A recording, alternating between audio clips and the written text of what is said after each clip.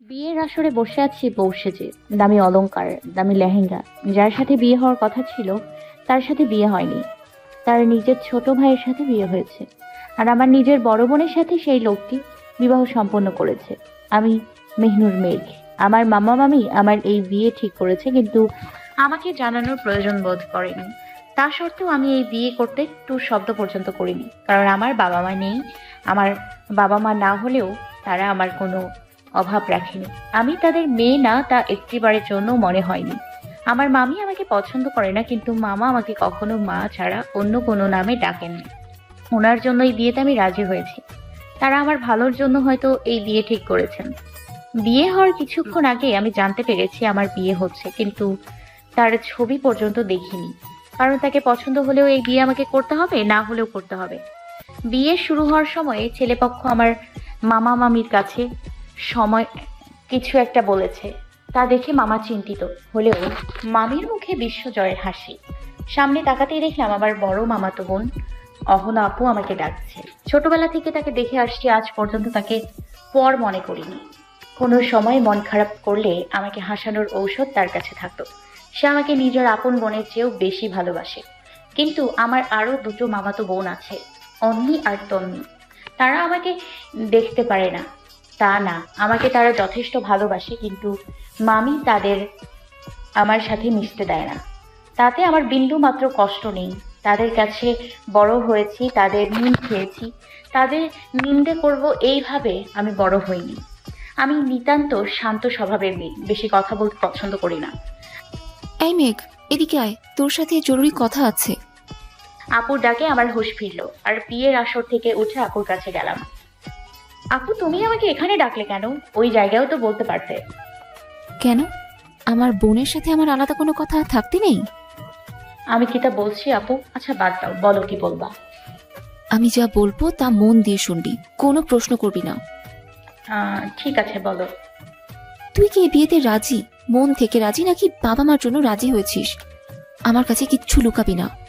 আমি জানি যাকে তুই চিনিস না, জানিস না, তাকে না দেখেই পছন্দ হয়ে গেল। হুম, আমি এই বিয়েতে রাজি। দেখো, শুনেছি তাদের অনেক টাকা, আমার কোনো কষ্ট হতেই পারে না। আজকাল টাকাই সব, টাকা ছাড়া সবাই পর। খোদার উপর ভরসা রাখ, তিনি নিশ্চয়ই ভালো কিছু লিখেছেন। তখনই ইমরান সাহেব সেখানে উপস্থিত হলেন আর একটু ইতস্তত বোধ করে বললেন, অহনা মা, তোমার একটু এদিকে শোনো। আমার কিছু বলার আছে, আর আমি যা বলবো তা তোদের রাখতে হবে। আসলে মা, ব্যাপারটা হলো, আসলে পাত্রপক্ষ অহনাকে বড় ছেলের বউ হিসাবে গ্রহণ করতে চাচ্ছে, আর মেঘ এর সাথে তার ছোট ছেলের জন্য নিতে চাচ্ছে। তোরা না করিস না মা, এতে আমার সম্মানের বিষয় রয়েছে। বাবা, কি বলছো এসব তুমি? মেঘের হবু বরের সাথে আমার বিয়ে কেন দিতে চাইছো? আর মেঘ কেন তার দেবরকে বিয়ে করবে? কি হয়েছে আমায় বলো। ইমরান সাহেব কিছুক্ষণ আগের ঘটনা বলতে শুরু করলেন। একটু আগের ঘটনা। তো বিয়ে মশাই, আমাদের আয়োজন সব ঠিকঠাক আছে তো? কোনো কমতি নেই তো? যদি কিছুর কমতি থাকে আপনি নিঃসংকোচে বলতে পারেন। আমার মেহনুরের বিয়ে বলে কথা। আসলে ইমরান সাহেব, আমি আপনাকে কিছু জরুরি কথা বলতে চাই। দয়া করে মনোযোগ দিয়ে শুনবেন এবং বোঝার চেষ্টা করবেন। আপনি আমাদের মতো গরিব ঘরে মেয়েকে পুত্রবধূ করে নিয়ে যাচ্ছেন, এটাই অনেক। কি বলতে চান বলুন, কোনো সংকোচ ছাড়া। আসলে আমার বড় ছেলে আহতাব আপনার মেয়ে অহনাকে পছন্দ করেছিল, কিন্তু সে অহনা মায়ের নাম মেহনুর মেঘ হিসেবে জানতো। কিন্তু চিন্তা করবেন না, মেহনুর মাকে আমাদের অনেক পছন্দ হয়েছে। তাই আপনি যদি কিছু মনে না করেন, আপনার তৃতীয় মেয়েকে আমার দ্বিতীয় ছেলের পুত্রবিত হিসেবে গ্রহণ করতে চাই। তাদের আমি নিজের মেয়েদের মতো করে রাখবো। আপনি আমাকে ভরসা করে দেখতে পারেন। কিন্তু আমার মেয়েরা কি রাজি হবে? আপনি বললে তারা অবশ্যই রাজি হবে। আমার বাড়িতে তাদের কোনো কষ্ট হতে দিব না। আপনার ছোট ছেলে কি এই বিয়েতে রাজি? আমার ছেলেকে আমি ভালো করে চিনি। ও নিজের থেকেও নিজের ভাইকে বেশি ভালোবাসে। ওকেও আমরা রাজি করিয়ে নেব। Are you mad? আমি কিভাবে আমার ভাইয়ের হবু বউকে বিয়ে করব? তোমার মাথা ঠিক আছে বাবা? রাগে কণ্ঠস্বরে বলল মেহতাব তার বাবা মিনহাজ চৌধুরীকে। মেহতাব, আমার কথাটা বোঝার ট্রাই করো। আমার মান সম্মানের ব্যাপার, এত বড় বিজনেস, নাম খারাপ হবে। আকুতির স্বরে বললেন মিনহাজ সাহেব। It's not possible, I can do this. সিরিয়াসভাবে মেহতাব বলল। মিনহাজ সাহেব মেহতাবকে বললেন, আমাদের কথা নাই ভাবলি, নিজের মায়ের কথা ভাব। সে এসব শুনলে অসুস্থ হয়ে পড়বে। সে এমনিতেই হার্টের রোগী। মেহতাব বলল, okay, but I have a condition. তুমি যদি মেনে নাও তাহলে আমি রাজি। বিয়েটা হয়ে যাক, তোর সব শর্ত মানবো। ওকে দেন। আলহামদুলিল্লাহ, বিয়েটা তাহলে সুষ্ঠুভাবে সম্পূর্ণ হলো। বিয়ের আসরে সব মেয়েদের চোখ এখন মেহতাবের দিকে, কিন্তু মেঘের একটাই চিন্তা, মেহতাব কি তাকে মেনে নেবে, তার ভাগ্যে সুখ সইবে? জন্মের পরে বাবা মা ছেড়ে চলে গেছে, বিয়ের দিন হবু পর তার বোনের সাথে বিয়ে করেছে। আপু, তুমি কি আমার উপর রাগ করেছো? আমার জন্য আজ তোমার চাকরি করার স্বপ্ন ভেঙে গেছে। তারা কি তোমায় চাকরি করতে দেবে? আমি শুনেছি তারা খুব ভালো মানুষ। আমায় ক্ষমা করে দাও, আমার জন্য তোমার স্বপ্ন পূরণ হলো না। পাগলি, এদের তোর দোষ কোথায়? আমি শুধু চাই তুই যেন সুখী থাকিস। একটা ভুল বোঝাবুঝির জন্য আর একটু হলে আমাদের সম্মান ধুলোয় মিশে যেত, যদি না মেহতাব লন্ডন থেকে বিয়েতে না আসতো। আমি খুশি এই বিয়ে নিয়ে, তুমি এত চিন্তা করো না। যার সাথে বিয়ে হওয়ার কথা ছিল তাকে আমি চিনি না, কিন্তু সে খুব ভালো মানুষ শুনেছি, আমাকে অনেক সুখী রাখবে। আমার বড় বোন, আমার যা। আমি তো অনেক খুশি, তবুও অচেনা পরিবেশে চেনা কাউকে পাবো। আমার কিছুই মাথায় আসছে না। আমি শুধু তোকে খুশি দেখতে চাই। তুমি সবসময় ধৈর্যশীল থাকতে বলো, তাহলে কান্না কেন করছো আপু? তোমার কান্না দেখলে আমারও কান্না পায়। তুমি কান্না থামাও, না হলে আমিও কান্না করে দিব। কিন্তু তুমিই তো বলো, আল্লাহ যা করেন ভালোর জন্যই করেন। বাসর ঘরে শোন সবাই, একটা টাকাও কম নিবি না। সালায় জীবনে একটা ছেঁড়া লুঙ্গি পর্যন্ত দেয় নেই। বিদেশে গিয়ে আমাকে ভইলা চিনি দিয়ে মিশিয়ে খাইছে। বউয়ের কাছে আমরা ওরে ফজরের আজানা আগে যেতে দেবো না। না, আর মানা যায় না। তুমি যে গুসি শার্ট পরছো, ওইটা কি তোমার শ্বশুর দিছে? মেহতাব ভাই তোমার বার্থডেতে দিছে? ভাইয়ের বোন চুপ থাক। আমি কি তা কইছি গাধা? হ্যাঁ, আমি গাধি হতে পারি, কিন্তু গাধা না। তাইলে কি বলছো? সবই দিছে, খালি কোনো ছিঁড়া লুঙ্গি দেয় নেই, এটা কইতে চাইছি। বউ নাই, একটা লুঙ্গি বা কম্বল অন্তত দিত। সৌরভের কথা শুনে সবাই হা হা করে হেসে মাটিতে গড়াগড়ি খাওয়ার অবস্থা। সবই ঠিক আছে, আগে ওগো মধ্যে ঝামেলা শেষ করতে হইব, মানে মেঘ আর মেহতাবের মধ্যে। আমি কিন্তু রূপ ভাইয়ার সাথে সহমত। আমিও। আমিও সহমত, কিন্তু মেহতাব এত ইজি প্লেয়ার না, মেয়েদের দিকে তাকায় না, আবার প্রেম করবো বউর লোকে। মনে নাই তোকে কলেজের সব মেয়েরা ওর জন্য পাগল ছিল, ও তো পাত্তাই দিত না। দেখবি ও কয়দিন পর লন্ডন যাবো গা। তাহলে কি করা যায়? মাথা তো খালি। তার জন্য দরকার বুদ্ধি, আর বুদ্ধির জন্য দরকার খাবার। আমি তো এই জায়গার সবচেয়ে বুদ্ধি বিশেষজ্ঞ। ওকে দেন প্রুভ ইট যে বুদ্ধি সমান খাবার। বুদ্ধি পাওয়ার জন্য দরকার ঠান্ডা মাথা, মাথা ঠান্ডা থাকার জন্য দরকার পেটের শান্তি, আর পেটের শান্তির জন্য দরকার খাবার। তাই সামির বিশেষজ্ঞ প্রমাণ করছে যে বুদ্ধি সমান খাবার, LHS ইকুয়াল RHS। বাহ, আমার সেলা আমার থেকে বিশেষজ্ঞতা অর্জন করতে সক্ষম হয়েছে। হ্যাঁ, সৌরভের কথা শুনে সবার পেট ফাটার অবস্থা। যেমন গুরু তার তেমন চিচ্ছ, একটা গাদা তো আর একটা রাম গাদা। মুখ সামলা, নাইলে দাঁত সহ খুলে পড়বো। হল্লোর পার্টি আমায় ছাড়া কি প্ল্যান করছে? ভাবতেছি কিভাবে মেহসানের 10 নম্বর গার্লফ্রেন্ডকে পটানো যায়। আই এম এ পিওর বয়, তোমরা এসব কিভাবে ভাবতে পারলে? না মেহসান, এসব কিছুই না। আমরা মেহসান ভাইয়া আর মেঘ ভাবিকে একসাথে করতে চাইছি, তাই নিয়ে আলোচনা। নো টেনশন, মেহসান করে সকল সমস্যার অবসান। এখন বলো সমস্যাটা কি? আমি বোঝাই, মেহতাব সমান রাগী, মেঘ সমান মিষ্টি রাগী সমান মিষ্টি, আর আমরা সবাই জানি মেহতাবের মিষ্টিতে allergy. This is the problem. আমার ভাই থাম তুই, তোর কি অঙ্কতে মির্কি ব্যারাম ছিল? হ্যাঁ, bro, they are coming, be ready holder party. সবাই একসাথে দরজার প্রবেশদ্বারে দাঁড়িয়ে। তোরা সব হুল্লোড় পার্টি একসাথে? Any problem? সবাই সাম্মীকে কানে কানে টাকা চাওয়ার জন্য বলছে। Y me bro? আমি জানি ভাইয়া আমাদের ভালোবাসে, কিন্তু আমি পারবো না, অ্যাডভান্সই বলে দিলাম। আচ্ছা স্বামী, তুই বল কি চাই? Hariya, I need to go to the washroom. এমনি অনেক ধকল গেছে, তাড়াতাড়ি বল, আমি কিছু বলবো না। অ্যাকচুয়ালি দোস্ত, ফুলসজ্জার রাত সমান গেট ধরা, সমান টাকা, সমান খাবার, সমান অনাহার থেকে মুক্তি। তা ক্লিয়ার করে বললেই তো হতো গাধা। এই নে, এতে হয়ে যাবে আশা করি 4,000 টাকার একটা কার্ড দিয়ে। আগেই বলে নিলাম, তারা টপ বিজনেসম্যান, তারা অনেক বড় লোক। আর সিমরান স্বামী মিথিলা, তোরা মেয়েকে নিয়ে আসিস, আমি গাড়ি থেকে এসে পড়েছি। গো, হারি আপ। ওর যে বাড়ির সামনে দাঁড়িয়ে আছে মেঘ আর অহনা। তারা বুঝতে পারছে না এটা বাড়ি নাকি রাজপ্রাসাদ। ছোটবেলায় দাদিমণির কাছে অনেক রাজারানীর রাজপ্রাসাদের কথা শুনেছে, আজ তা দেখেও নিল। মেঘ, আমাদের মতো গরিব ঘরের মেয়েদের তারা কেন নিজেদের বাড়ি বউ করে এনেছে? জানি না আপু, কিন্তু তাদের মন কি এই বাড়ির মতো সুন্দর হবে, নাকি আমাদের অপমান করবে? আমরা তো তাদের মতো এত বড় লোক নই, আমরা তো মধ্যবিত্ত শ্রেণী। মিথিলা বলল। এই যে দুই ভাবি, এত কি ভাবছো? বাড়িতে ঢুকবে না? মিথিলার ডাকে তাদের হুঁশ ফিরল। আসো ভিতরে, চিন্তা নেই, ডোন্ট ওয়ারি। আরে আসো তো।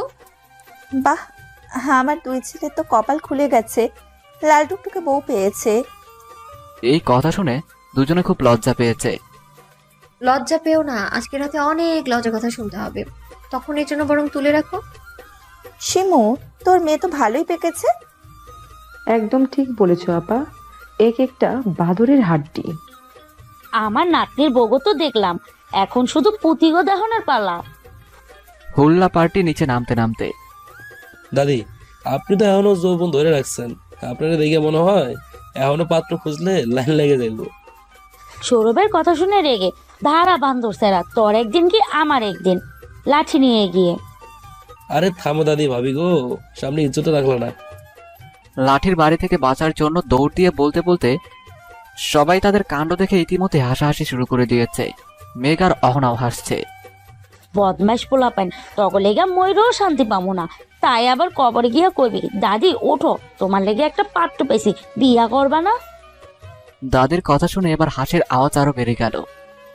হুস, সবাই থাম, আজ সবার অনেক ধকল গেছে, সবাই ঘুমাতে যা। আর সিমরান, মিথিলা, শাম্মী, তোরা মেঘ আর অরেনকে নিজেদের রুম দেখিয়ে দে। মেঘকে মাহাতাবের রুমে আর অহনাকে আহাতাবের রুমে। তারা তিনজন মেঘ আর অহনাকে নিজেদের রুমে দিয়ে চলে গেল। বাহ, রুমটা তো অনেক সুন্দর। ছেলেদের রুম এত পরিপাটি হয় নাকি? কিন্তু মেহতাব কোথায়? এইসব ভাবতে ভাবতে পেছনে যেতেই কোনো এক দেহের সাথে পিঠ ঠেকলো। পেছনে তাকাতেই সে রীতিমতো অবাক। মেহতাবকে ভালো করে এই প্রথম দেখলো, কোনো কমতি নেই যেন। নিজেকে তার সাথে মাপতে গেলে কোনো অংশেই মানানসই নয়। উচ্চতা হবে হয়তো 6 ফুট, গায়ের রং ধবধবে সাদা, চুলগুলো সিল্কি, যা বাদামি আর কালো কালারের মিক্স, চোখের পাপড়িগুলো অনেক বড়, ঠোঁটটা হালকা গোলাপি। সব মিলিয়ে যে কোনো মেয়েকে পাগল করে দেওয়ার জন্য যথেষ্ট। রাস্তায় হাঁটলেও যে কোনো মেয়ে তাকে দেখে উষ্টা খেয়ে পড়বে। এই মেয়ে। মেহতাবের ডাকে মেঘের হুঁশ ফিরল। জি বলুন। যাও, ফ্রেশ হয়ে নাও। মেহতাবের কথা শুনে মেঘ যেন আকাশ থেকে পড়ল।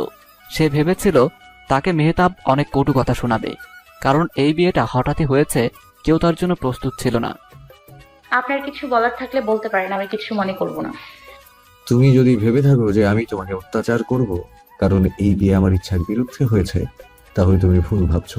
আমি মেয়েদের গায়ে হাত তুলি না বা তাদের সম্মানকে অপমান এর চোখে দেখি না। আসলে আমি আপনার কাছে দুঃখিত। আমার পরিবারের সম্মান বাঁচানোর জন্য আজ আপনাকে আমার মতো একটা অচেনা মেয়েকে বিয়ে করতে হলো। It's not your fault, so don't be sorry. যাও, ওয়াশরুমে গিয়ে চেঞ্জ করে নাও, নাকি এগুলো পরে ঘুমাবে? যাচ্ছি। অসময়ে আয়নায় নিজের দিকে তাকিয়ে। কে বলেছে তুই সুন্দর না? মাশাআল্লাহ, কারোর নজর যেন না লাগে। মেঘ মেহতাবের থেকে অত সুন্দর না হলেও কম যায় না। গায়ের রং ধবধবে ফর্সা না হলেও ফর্সা, চুলগুলো অনেক সিল্কি, কোমর পর্যন্ত ছাড়িয়ে গেছে, গোলাপি ঠোঁট, ঠোঁটের বাম পাশে ছোট্ট একটা তিল, যে কোনো পুরুষকে পাগল করে দেওয়ার জন্য যথেষ্ট। অষ্টম থেকে বের হয়ে মেঘ মেহতাবের দিকে তাকালো। সে কালো টি শার্টের সাথে ব্ল্যাক ট্রাউজার পরেছে। তার থেকে চাইলেও চোখ সরাতে পারছে না মেঘ। উজু করে আসো, একসাথে 2 রাকাত নফল নামাজ আদায় করে। আচ্ছা, এরপর দুজন 2 রাকাত নফল নামাজ আদায় করে নেয়। ধন্যবাদ আমাদের পরিবারের সম্মান বাঁচানোর জন্য। আমি আপনার কাছে আজীবন ঋণী হয়ে থাকবো। If I want something from you, will you accept it? আমার দ্বারা যদি সম্ভব হয় তাহলে আমি অবশ্যই রাখবো। অ্যাকচুয়ালি মেঘ, আমি আর কয়েকদিন পর লন্ডন শিফট হচ্ছি। ওখানে 2 বছর থাকবো, তারপর আবার আসবো বিদিতে, ফিরে আসবো। তুমি হয়তো জানো না, আমি ওখানে সবকিছু সেটেল করে এসেছি। আমি অনেক বড় জব পেয়েছি, ওখানে সবচেয়ে জনপ্রিয় অ্যান্ড পপুলার কোম্পানির সিইও। এটা একটা big chance for me, you know, to prove myself. তুমি ড্যাডিকে একটু ম্যানেজ করতে পারবে? তুমি হয়তো ভাবছো যে আমার বাবার এত বড় কোম্পানি থাকতে আমি লন্ডন কেন যেতে হচ্ছে। আমি চাই না আমার ভাইয়ের সাথে বাবার কোম্পানির সিইও হওয়ার জন্য কোনো রকম নিজের সম্পর্ক নষ্ট করতে। আমি আমার পরিবারকে নিজের থেকেও বেশি ভালোবাসি। কিন্তু বাবা কি আমি বললে রাজি হবেন? আমাদের বিয়েটা আর 5টা স্বাভাবিক বিয়ের মতো হয়নি। আপনি এখন চলে গেলে অনেক অনেক কিছু ভাববে। আমার কথা কি আপনার মনে পড়বে না? পরিবারকে এত ভালোবাসেন, আমার জায়গা কি তাতে একটুও নেই? আমি কি কোনো ভুল করেছি তাই চলে যাচ্ছেন? আমাকে একটু সময় দিন প্লিজ, যাবেন না। It's not your fault. Please don't be sorry. I need time to. আমিও চাই সবকিছু স্বাভাবিক করতে, কিন্তু আমাদের বিয়েটা সময়ের উপর নির্ভর করাটা বেটার হবে। আমি জানি না কোনোদিনও তোমাকে ভালোবাসতে পারবো কিনা, তাই আমার উপর কোনো প্রত্যাশা রেখো না। আমি তাড়াতাড়ি আসতে পারবো কিনা তাও জানি না, আর তাই বলে তোমার প্রতি আমার দায়িত্ব অবহেলা করবো না। I am not that kind of person. মেঘ মনে মনে আফসোসের সুরে বলল, আমি সবার দায়িত্বই রয়ে গেলাম, কারো মনে কোনো জায়গা তৈরি করতে পারিনি, আর পারবো কিনা তাও জানি না। আচ্ছা, তুমি এই বিছানায় ঘুমিয়ে পড়ো, আমার পেন্ডিং কিছু কাজ আছে, আমি পরে ঘুমাবো। আপনি কোথায় ঘুমাবেন? আমি মাঝে কোলবালিশ দিয়ে শুয়ে পড়বো। তোমার কি প্রবলেম হবে? না, প্রবলেম হবে না। এই বলে মেঘ বিছানায় শুয়ে পড়ল, কিন্তু তার চোখ মেহতাবকে দেখছে, আর মেহতাব তার বাকি কাজগুলো সোফায় বসে করে নিচ্ছে। সে কি তাকে কোনোদিনও ভালোবাসবে না? কাছে টেনে মিষ্টি মিষ্টি কথা দুষ্টুমি করবে না? সে তো বেশি কিছু চায় না। মেহতাবের মনে একটু জায়গা করে নিতে পারলেই হবে হয়তো এটাই পবিত্র বন্ধন। আরে মেঘ, তুই কি তার প্রেমে পড়লি নাকি? No, wake up. মেঘ এত দুর্বল হলে চলবে না। যে আমাকে ভালোবাসে না তার কোনো ভালোবাসার কোনো মূল্যই নেই। সে শুধু তার দায়িত্ব পালন করছে। হল্লাপাটি মেহতাব আর মেঘের কথা সবকিছু দরজার আড়াল থেকে শুনছিল। এগুলো তো মানা যায় না। দোস্ত, মেহতাবকে আটকাতে হইব যেভাবেই হোক। আমি তোরে আগেই কইছিলাম মেহতাব লন্ডনে যাইব গা। যে পুলা মাইয়াগো দিকে তাকায় না, হ্যাঁ একদিন এই বউয়ের সাথে লুতুর পুতুর করব। Bro, mind your language. লুতুর পুতুর কি ধরনের ওয়ার্ড? তোরা ঝগড়া থামা, এগুলো ঠান্ডা মাথায় ভালো লাগতো। অর্থাৎ ঠান্ডা মাথা সমান পেটের শান্তি সমান খাবার। বাহ, আমার শিষ্য। সৌরভ ভাইয়া, তুমি না ওকে ডাব্বা মারছিলা? ভাই ডাব্বা না, আন্ডা পাচ্ছিল। রৌফের কথা শুনে এবার সবাই মুখ টিপে হাসা শুরু করে দিয়েছে। ওই আন্ডা নিশ্চয়ই সামির ভাইয়া খাইছিল, তাই তো বলি এই কয়দিন ধরে পচা ডিমের গন্ধ পাচ্ছি সামির ভাইয়ের মুখ থেকে। এ তো স্বামী নয়, যেন আসামি। নাম কেন বিবৃতি করছো? ভালো লাগে না। ভাইয়া, মিথিলা আপু কই? আর মেহসান ওদের ছাড়া প্ল্যান ফুলফিল কিভাবে হবে?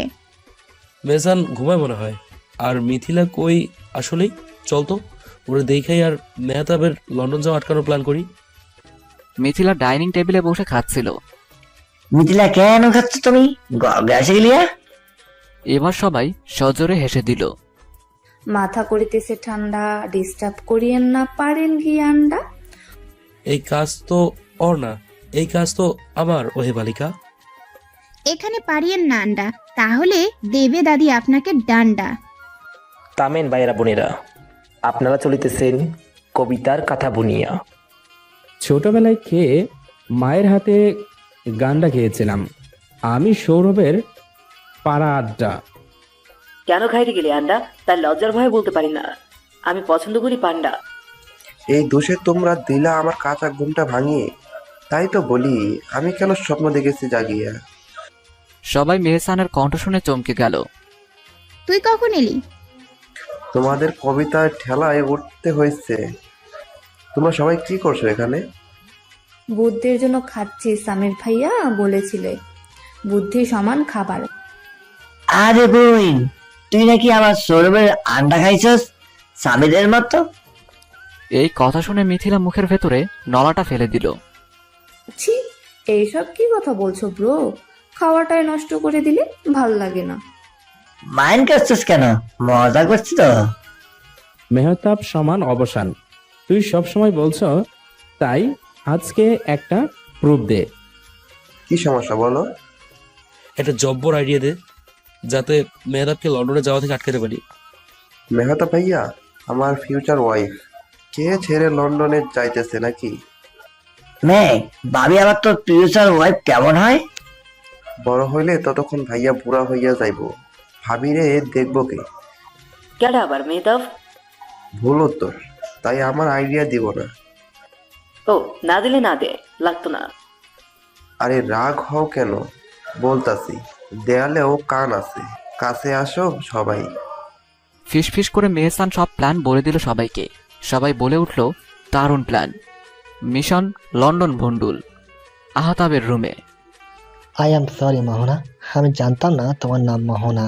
আমি মেহনুরকে কষ্ট দিতে চাইনি। দেখুন, আপনার ভাই যদি সময় মতো না আসতো তাহলে আমার মেঘের উপর কলঙ্কের দাগ পড়তো। আপনাদের একটা ভুলের জন্য আরেকটু হলে আমার বোনের জীবনটা নষ্ট হয়ে যেত। আমি মেহনের কাছে ক্ষমা চাবো, আমাকে মাফ করে দিও প্লিজ। এদিন কিন্তু বারবার আসে না, বলে দিলাম। আপনি তো অনেক খারাপ। খারাপের কি দেখলা? এখনো তো দেখা বাকি। এই বলে আহতাব অহনার কপালে কিস করলো। তারা একসাথে অনেক সুন্দর মুহূর্ত কাটালো। অহনা বাধা দিল না। অহনা বুঝেছিল আহতাবের এখানে কোনো দোষ ছিল না। সে তো বুঝতে পারেনি, ভালো তো সে অহনাকেও বেসেছিল, শুধু মেঘ নাম ভেবে ভুল করেছে। আজকে সময় মতো মেহতাব উপস্থিত না থাকলে 3টি জীবনে ঝড় বয়ে যেত।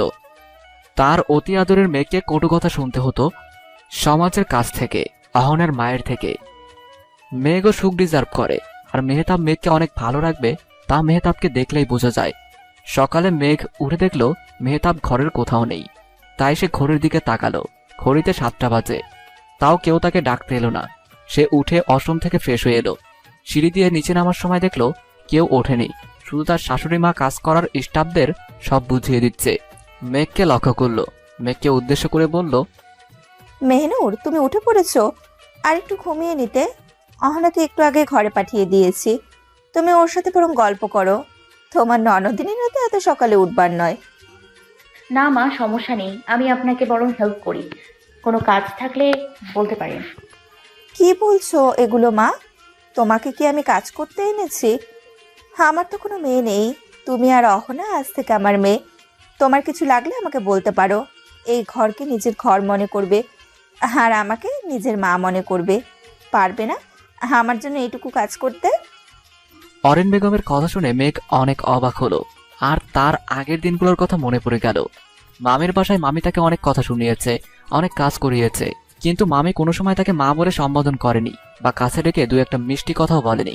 শুধু অপয়া বলে খোঁটা দিয়েছে, কিন্তু সে প্রতিবাদ করেনি। নিজের আপনজন মনে করেছে, এতে দোষের নেই, দোষ তো তার ভাগ্যের। এই কথা সে ছোটবেলা থেকেই বুঝে নিয়েছিল।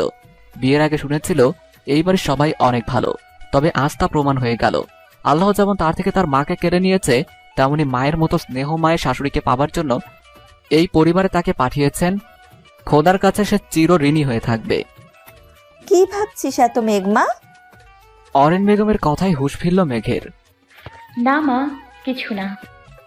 আচ্ছা ঠিক আছে, তুই বরং এই কফিটা গিয়ে মেহতাবকে দিয়ে আয়, তারপর নিচে আসবি। নাস্তা সেরে নেব। আর তোর সাথে অনেক আলোচনা আছে তোদের রিসেপশন নিয়ে। তোদের কি পছন্দ অপছন্দ জানতে হবে তো। এই অনুষ্ঠানটি অনেক বড় করে করব। তোদের শাড়ি গহনা সিলেক্ট করতে হবে তো। কত কাজ, কিন্তু বাড়ির সবার কোনো খবরই নেই। মাথাটাও ব্যথা করছে। মা, আপনি শান্ত হন, আপনি চিন্তা করবেন না, আমাকে বুঝিয়ে দেন, আমি সব পারবো। আপনার বউ হিসেবে না থাক, মেয়ে হিসেবে তো একটু কাজ করতেই পারি, আমি সব সামলে নিব। আর একটা কথা, আমি কিন্তু অনেক ভালো আদা চা করতে পারি, আপনার মাথা ব্যথা এক ঝটকায় সেরে যাবে। তা বেশ, খাওয়া আমাকে 1 কাপ তোর হাতে স্পেশাল চা। তার আগে মেহতাবকে কফি দিয়ে আয়, তারপর তুই আর আমি দুইজনে একসাথে খাবো আর গল্প করব। ঠিক আছে মা, কিন্তু উনি কোথায়? আর কোথায়, ছাদে হয়তো এক্সারসাইজ করছে। আরেকটা কথা, এই প্যাকেটটা নে, এতে একটা হালকা গোলাপি রঙের শাড়ি আছে। মেহতাব আবার হালকা গোলাপি রং খুব পছন্দ করে, এটা পরে ছাদে যাবি। ঠিক আছে, কিন্তু মা। কোনো কিন্তু নয়, যা একটু পরে নিচে আসিস। অরিন বেগমের সাথে কথা শেষ করে মেঘ নিজের রুমে গিয়ে শাড়িটা পরে ছাদের উদ্দেশ্যে রওনা দিল। ছাদে মেহতাব পুশ আপ করছিল, মেঘকে সে দেখতে পায়নি। মেহতাবের ঘাম কপাল থেকে গড়িয়ে নিচে পড়ছিল, সূর্যের আলোতে তার ঘামে ভেজা শরীর চকচক করছিল। মেঘ মেহতাবকে দেখে যেন মুখ থেকে কথাই বের হচ্ছে না। উনি আমাকে মেরেই ফেলবেন। কে বলেছিল এত সুন্দর হতে? কে বলেছিল এত সুদর্শন হতে? ছেলেদের এত সুন্দর হতে নেই, হলেই এক জ্বালা। কুল মেঘ, কুল। মেঘকে দেখে তাকে উদ্দেশ্য করে মেহতাব বলল, ওখানে দাঁড়িয়ে থাকবে নাকি এখানে আসবে? মেহতাবের ডাকে মেঘের হুঁশ ফিরল। একটা দীর্ঘশ্বাস নিয়ে মেঘ বলল, কি আসলে আপনার কফি? তোয়ালে দিয়ে ঘাম মুছতে মুছতে মেঘের হাত থেকে কফির মগটা হাতে নিয়ে বলল, এত সুন্দর করে সেজেছ, কোথাও যাচ্ছ নাকি? এই কথা শুনে মেঘ রেগে যায়। এটা রোমান্টিক কিছু বলবে তা না, কিসের জন্য সেজেছি তা জিজ্ঞেস করছে। শালা আনরোম্যান্টিকের ডিব্বা। কিছু বললে? না, কি আর বলবো, মনটা চাচ্ছে কচু গাছের সাথে গলায় দড়ি দিয়ে উপরে চলে যাই। হোয়াট? কিছু না, কাপটা দিন। এই বলে মেঘ কাপটা নিয়ে গেল, বলতে গেলে ছিনিয়ে নিয়ে গেল। আমার তো খাওয়া শেষ হয়নি। বাকিটা না হয় লন্ডনে যাওয়ার সময় প্যাক করে দিব। মেহতাব অবাক দৃষ্টিতে তাকিয়ে আছে। সে কি কোনো ভুল করেছে নাকি ভুল কোনো কথা বলেছে? তবুও সে একটু হলেও আন্দাজ করতে পেরেছে। তাই সে আরেকটু জ্বালানোর জন্য পেছন থেকে মেয়েকে ডাক দিয়ে বলল, এই শাড়িটা কিন্তু খুব সুন্দর। জানি, কিন্তু শাড়িটা যে পরেছে তার চেয়ে বেশি সুন্দর না। এই কথা শুনে মেঘ নিজের অজান্তেই হেসে দিল। যতটা আনরোম্যান্টিক ভেবেছিলাম ততটাও না। এই ভেবে লজ্জা পেয়ে নিচে নামার সময় সিমরান, মিথিলা আর শাম্মীর সাথে দেখা হয়ে যায়। ভাবি, তোমার গাল দুটো লাল হয়ে আছে কেন? তাই তো, কেউ কিছু বলেছে? কিছু তো হয়েছে। এত প্রশ্ন শুনে মেঘ ইতস্তত বোধ করলো, তাই কথা এড়িয়ে বলল, ছাদে অনেক রোদ ছিল হয়তো, তাই এমন দেখাচ্ছে। ও, তাই হবে হয়তো। এই বলে মেঘ নিজের রুমে চলে গেল। স্ট্রেঞ্জ, ছাদে কেন গিয়েছিলে ভাবি? চলো ছাদে গিয়ে দেখে আসি। চল। ছাদে গিয়ে দেখলো মেহতাব ব্যায়াম করছে। ও, এই তাহলে আর্টিস্ট ভাবির গাল লাল করার? কি সব বলছিস? ওইসব কিছুই না, হয়তো ভাবিকে ভাইয়া কোনো লজ্জার কথা বলেছে। তাই হবে। How romantic. কি করছো তোমরা? মেহসানের গলা শুনে চমকে গেল সবাই। আরে তুই যতবার আসিস ভয় পাইয়ে দিস। আমি কোন ভয় দেখাইনি? হলোর পার্টি তোমাদেরও তিনজনকে বৈঠকখানায় ডাকছে। আগেই বলে নেই, হুল্লোর পার্টিদের একটা আলাদা জায়গা আছে যেখানে তারা সব আলোচনা করে। ঠিক আছে, চল। মেহতাবের রুমে। উফ, মেয়ে এত লজ্জার কি আছে? মেহতাব রুমে ঢুকতে ঢুকতে বলল, এইটুকু প্রশংসায় এই অবস্থা হলে রোম্যান্স করবে কিভাবে? ওনার কি রোদের তাপে মাথা নষ্ট হয়ে গেছে? কাল অব্দি যে ভাজা মাছটা যেন উল্টেই খেতে পারতো না, আজ সেই রোম্যান্সের কথা বলছে। ভেবো না যে আমি 2 বছরের শিশু, যে রোম্যান্স কি বুঝি না। হয়তো আমাদের সেই পরিবেশে বিয়ে হয়নি, কিন্তু তার প্রভাব আমি নিজের বিয়ে করা স্ত্রীর উপর পড়তে দেব না। আমি 2 দিন পর ফিরে যাচ্ছি, নিজেকে সামলানোর জন্য একটা সুযোগ চাই। আশা করি তুমি সেই সময়টুকু আমায় দেবে। আমি কবে আসতে পারবো তার কোনো ঠিক নেই। আশা করি এখানে সবকিছু ম্যানেজ করে থাকতে পারবে। এই কথা শুনে মেঘের বুকের ভিতর ধক করে উঠল, যেন তার মনের ভিতরটাকে উতাল পাতাল করে দিচ্ছে। তার যাওয়ার কথা শুনে আমার এত কষ্ট হচ্ছে কেন? মেঘ, নিজেকে সামলা, তার সামনে দুর্বল হওয়া যাবে না। আমি পারবো, আপনাকে অত চিন্তা করতে হবে না। ওকে দেন। মুখে স্বাভাবিকভাবে বলল, কিন্তু মনে হচ্ছে তাচ্ছিল্যের সুরে বলল, আমি ভেবেছিলাম তুমি হয়তো বলবে যেতে না, থেকে যেতে। শুধু একটিবারের জন্য না করলে আমি থেকে যেতাম, বাট আই এম রং। তুমি আমার জন্য কিচ্ছু ফিল করো না। আমি চলে গেলেই তুমি বেটার থাকবে। সো গুড বাই মেহনুর মেঘ। মেঘ আর মেহতাবের কথাগুলো দরজার আড়াল থেকে মেহসান, সিমরান, মিথিলা আর স্বামীও শুনছিল। ভাবি যদি একবার বলতো যে আপনাকে ছাড়া থাকতে পারবো না, আপনাকে আমার প্রয়োজন, তাহলেই হতো। তুই কিভাবে বুঝলি যে ভাবে এগুলো বললে ভাইয়া রাজি হয়ে যেত? আরে মিঠু আপু, ভাইয়া চোখে ভাবির জন্য ভালোবাসা, মায়া স্পষ্ট বোঝা যাচ্ছে। ঠিক, কিন্তু অনুভব করলেও বুঝতে পারছে না একে ভালোবাসা বলে। এটাই তাদের প্রবলেম। তাহলে আর দেরি কিসের, একটা প্ল্যান করে ফেলি। চলো সবাই বৈঠক রুমে, সিক্রেট মিশন ফুলফিল করতে। বৈঠক রুমে মেহসান, সিমরান, মিথিলা আর স্বামী সবকিছু খুলে বলল হুল্লোর পার্টিকে। বাহ, ভালো খবর। ভাইয়া চলে যাচ্ছে আর তুমি বলছো ভালো খবর? আরে গাতা, এটা তারা কি বুঝেছে, বুঝলো নাই? গাধি হতে পারি, গাধা নই। আমিও বুঝি নাই, আমারও কেউ বোঝাও। এই গাদা, গাদিকে বুঝা। আমি আছি, নো টেনশন। এক্সপ্লেন করো। আমিও গাদার দলে অন্তর্ভুক্ত হলাম। তুই গাদার দলে ছিলি, গাদা কোথাকার? রিল্যাক্স, আমি আছি। সো ব্যাপারটা হলো দূরত্ব সমান ভালোবাসা, কারণ দূরত্ব হইলে ওরা দুইজন দুইজনরে মিস করব। এটা বুঝবো যে সখী ভালোবাসা কারে কয়। এই ফার্স্ট টাইম কোনো ভালো কথা বলছো। ভালো মানুষের কদর নাই। ঠিক আছে, কিন্তু তবুও যদি মুখ ফুটিয়ে না বলে? তাইলে আবার কি আমরা মক্ষম ওষুধ সরবরাহ করিব তাদের মধ্যখানে? তা বেশ, তাহলে বৈঠক এখানেই সমাপ্তি। সকালে নাস্তা শেষ করে সোফায় বসে অরেন বেগম, মেঘ, অহনা আর মেহতাবের 3 খালাতো বোন সিমরান, শাম্মী, মিথিলা রিসেপশন নিয়ে আলোচনা করছিল। তো তোমরা কি পরতে চাও, লেহেঙ্গা না শাড়ি? সিমরান, মিথিলা আর শাম্মী বলল, ভাবি তোমরা কি পড়তে কমফোর্টেবল মনে করবে সেটাই ফাইনাল। আমার ছোট যা মানে মেঘ কি চায় তাই আমি চাই। ওর চয়েস আর আমার চয়েস এক। এবার সবার দৃষ্টি মেঘের উপর। মেঘ ইতস্তত করে বলে, মা, আপনি যা বললেন তাই ফাইনাল। এই সম্পর্কে আমার অত ভালো ধারণা নেই। আপনি গুরুজন, আপনি ঠিক করুন, আপনার সিদ্ধান্ত পাকাপোক্ত হবে। ঠিক আছে, বিয়ের দিন মেয়েকে লেহেঙ্গা সামলাতে অনেক কষ্ট করতে হয়েছে, তাই আমি চাই আজ ছোট থেকে বড় সবাই শাড়ি পরুক। ঠিক বলছো, কিন্তু কোন কালারের শাড়ি? মেয়েরা গোল্ডেন কাতানের শাড়ি পরবে আর ছেলেরা নীল পাঞ্জাবি, তার উপর ডিজাইন করে গোল্ডেন কালারের কারুকাজ করা, আর গোল্ডেন কালারের পাজামা যার বাম পাশে সূক্ষ্ম নীল কারুকাজ থাকবে। পারফেক্ট খালামণি। হয়েছে, অনেক খালামণির প্রশংসা। গিয়ে রেডি হয়ে নাও সবাই। সবাই উঠে নিজেদের রুমে চলে গেল, মেঘ বাদে। কোথায় যাচ্ছি আমরা মা? তোমাদের নিয়ে শপিংয়ে যাব। তোমাদের গলায় পরার জন্য স্বর্ণের সেট কিনবো, নীল পাথরযুক্ত, আর শাড়ি, পাঞ্জাবি আর ওই টুকটাক। কিন্তু মা, আপনি তো আমাকে আর আনহা আপুকে স্বর্ণের জুয়েলারির অনেক সেট দিয়েছেন, আমি আর কিছু চাই না। কোনো কিন্তু নয়, ওগুলো তোমার দাদি শাশুড়ি আমলের, তোমাদের দাদি শাশুড়ি আমাকে দিয়েছিলেন আর আমি তোমাদের দিলাম, তাই আমি আলাদা করে তোমাদের কিছু উপহার দিতে চাই।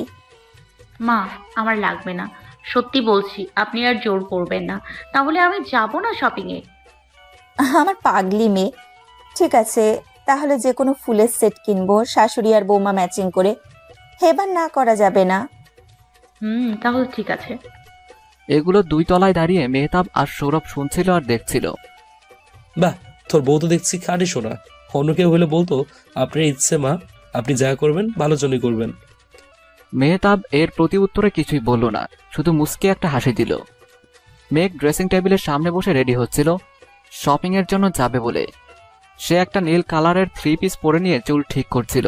মেহতাব রুমে ঢোকার সময় মেঘকে রেডি হতে দেখে বলল, কোথাও যাচ্ছ নাকি? আমাদের আর অহনা আপুদের রিসেপশনের জন্য টুকটাক কিছু কেনাকাটা রয়েছে আর ড্রেস কিনতে হবে, তাই আমি, মেহসান, অহনা আপু, সিমরান, মিথিলা, শাম্মী আর মা যাচ্ছি শপিং করতে। ঠিক আছে, আমি গাড়িতে গিয়ে বসছি, তোমরা রেডি হয়ে নাও।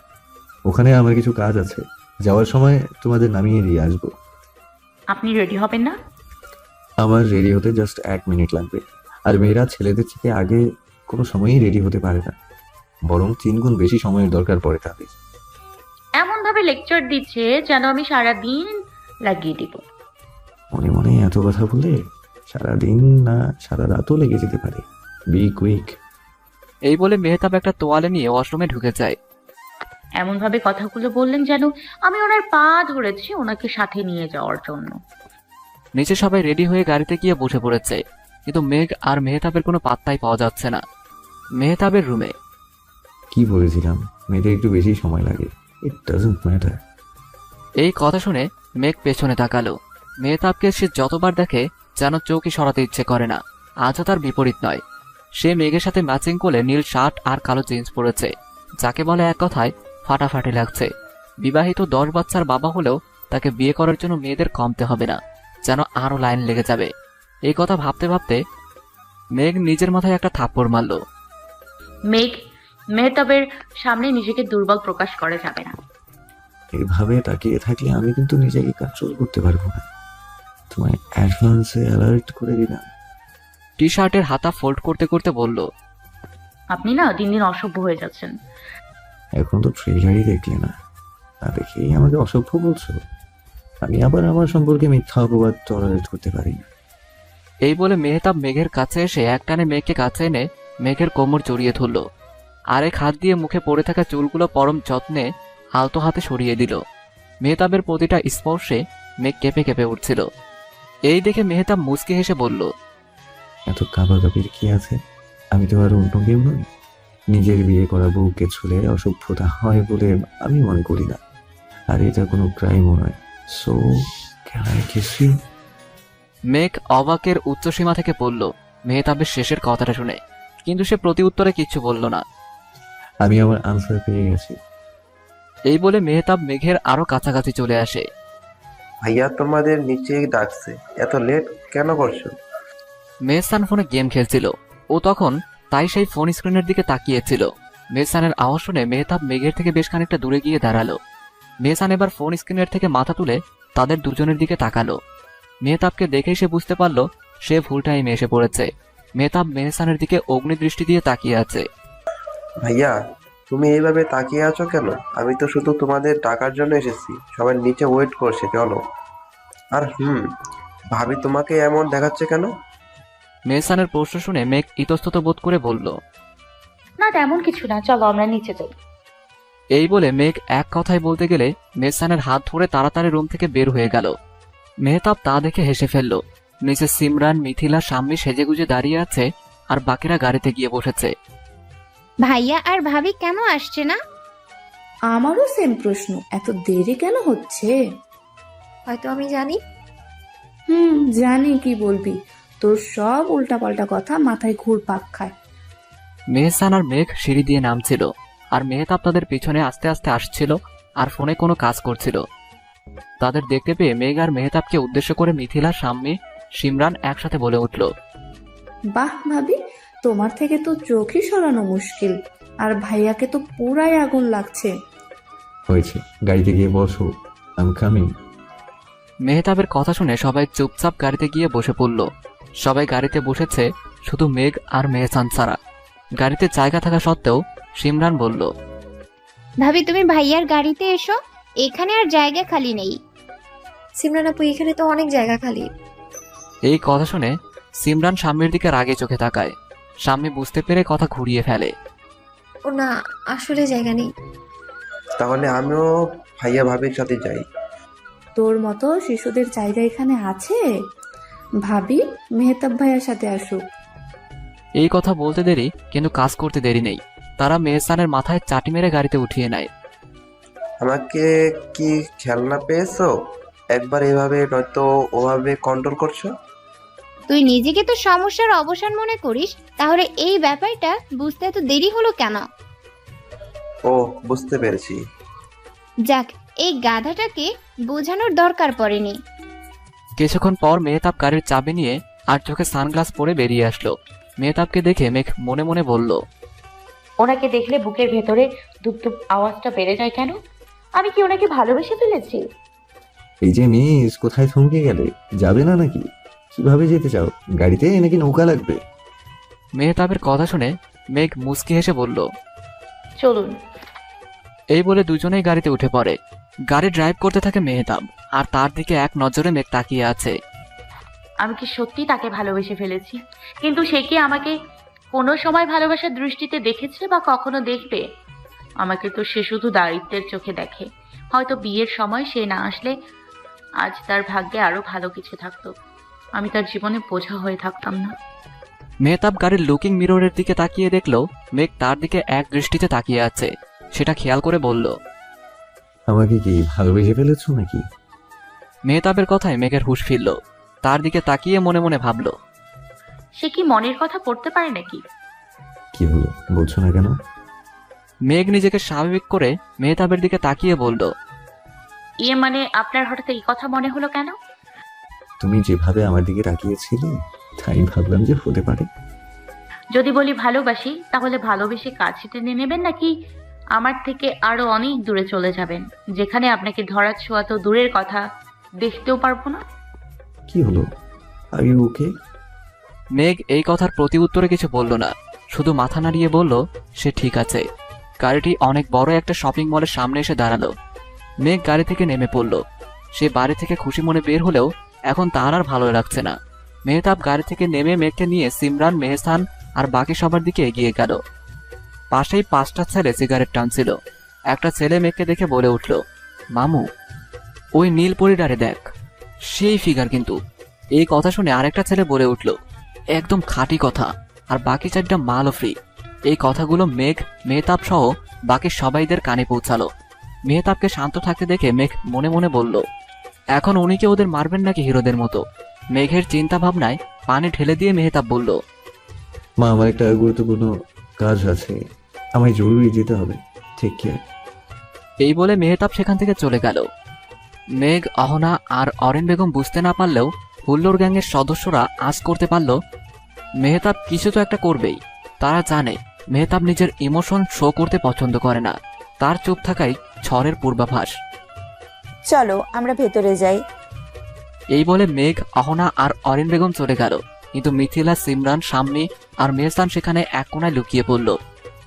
তোরা শিওর যে মেহতাব ভাইয়া আসবে? আমি তো 3000 টাকা বাজিও ধরতে পারবো। শিওর মানে? ভাইয়া আসবেই।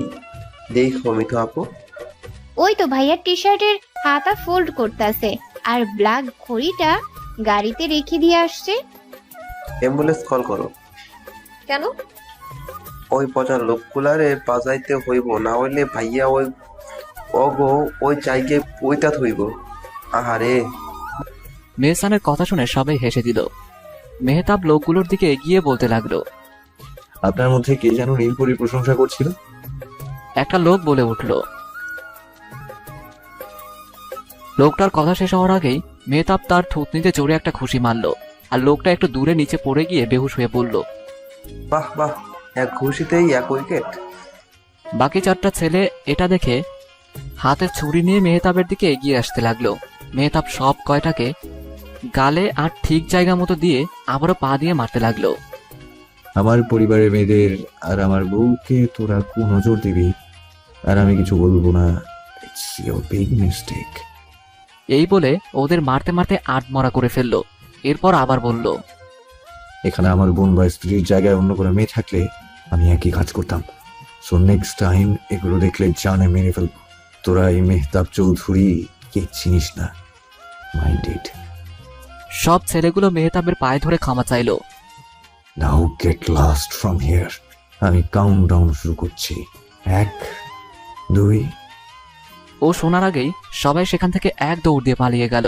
মেহতাবকে দেখে সব মেয়েরা মুগ্ধ দৃষ্টিতে তাকিয়ে আছে তার হ্যান্ডসামনেস, তার কিলার অ্যাটিটিউড দেখে। এইসব দেখে হুল্লোর গ্যাং বলে উঠল, OMG! ভাই আমার 3000 টাকা কে দিবা দাও? আপু, টাকার কথা বাদ দিও তো।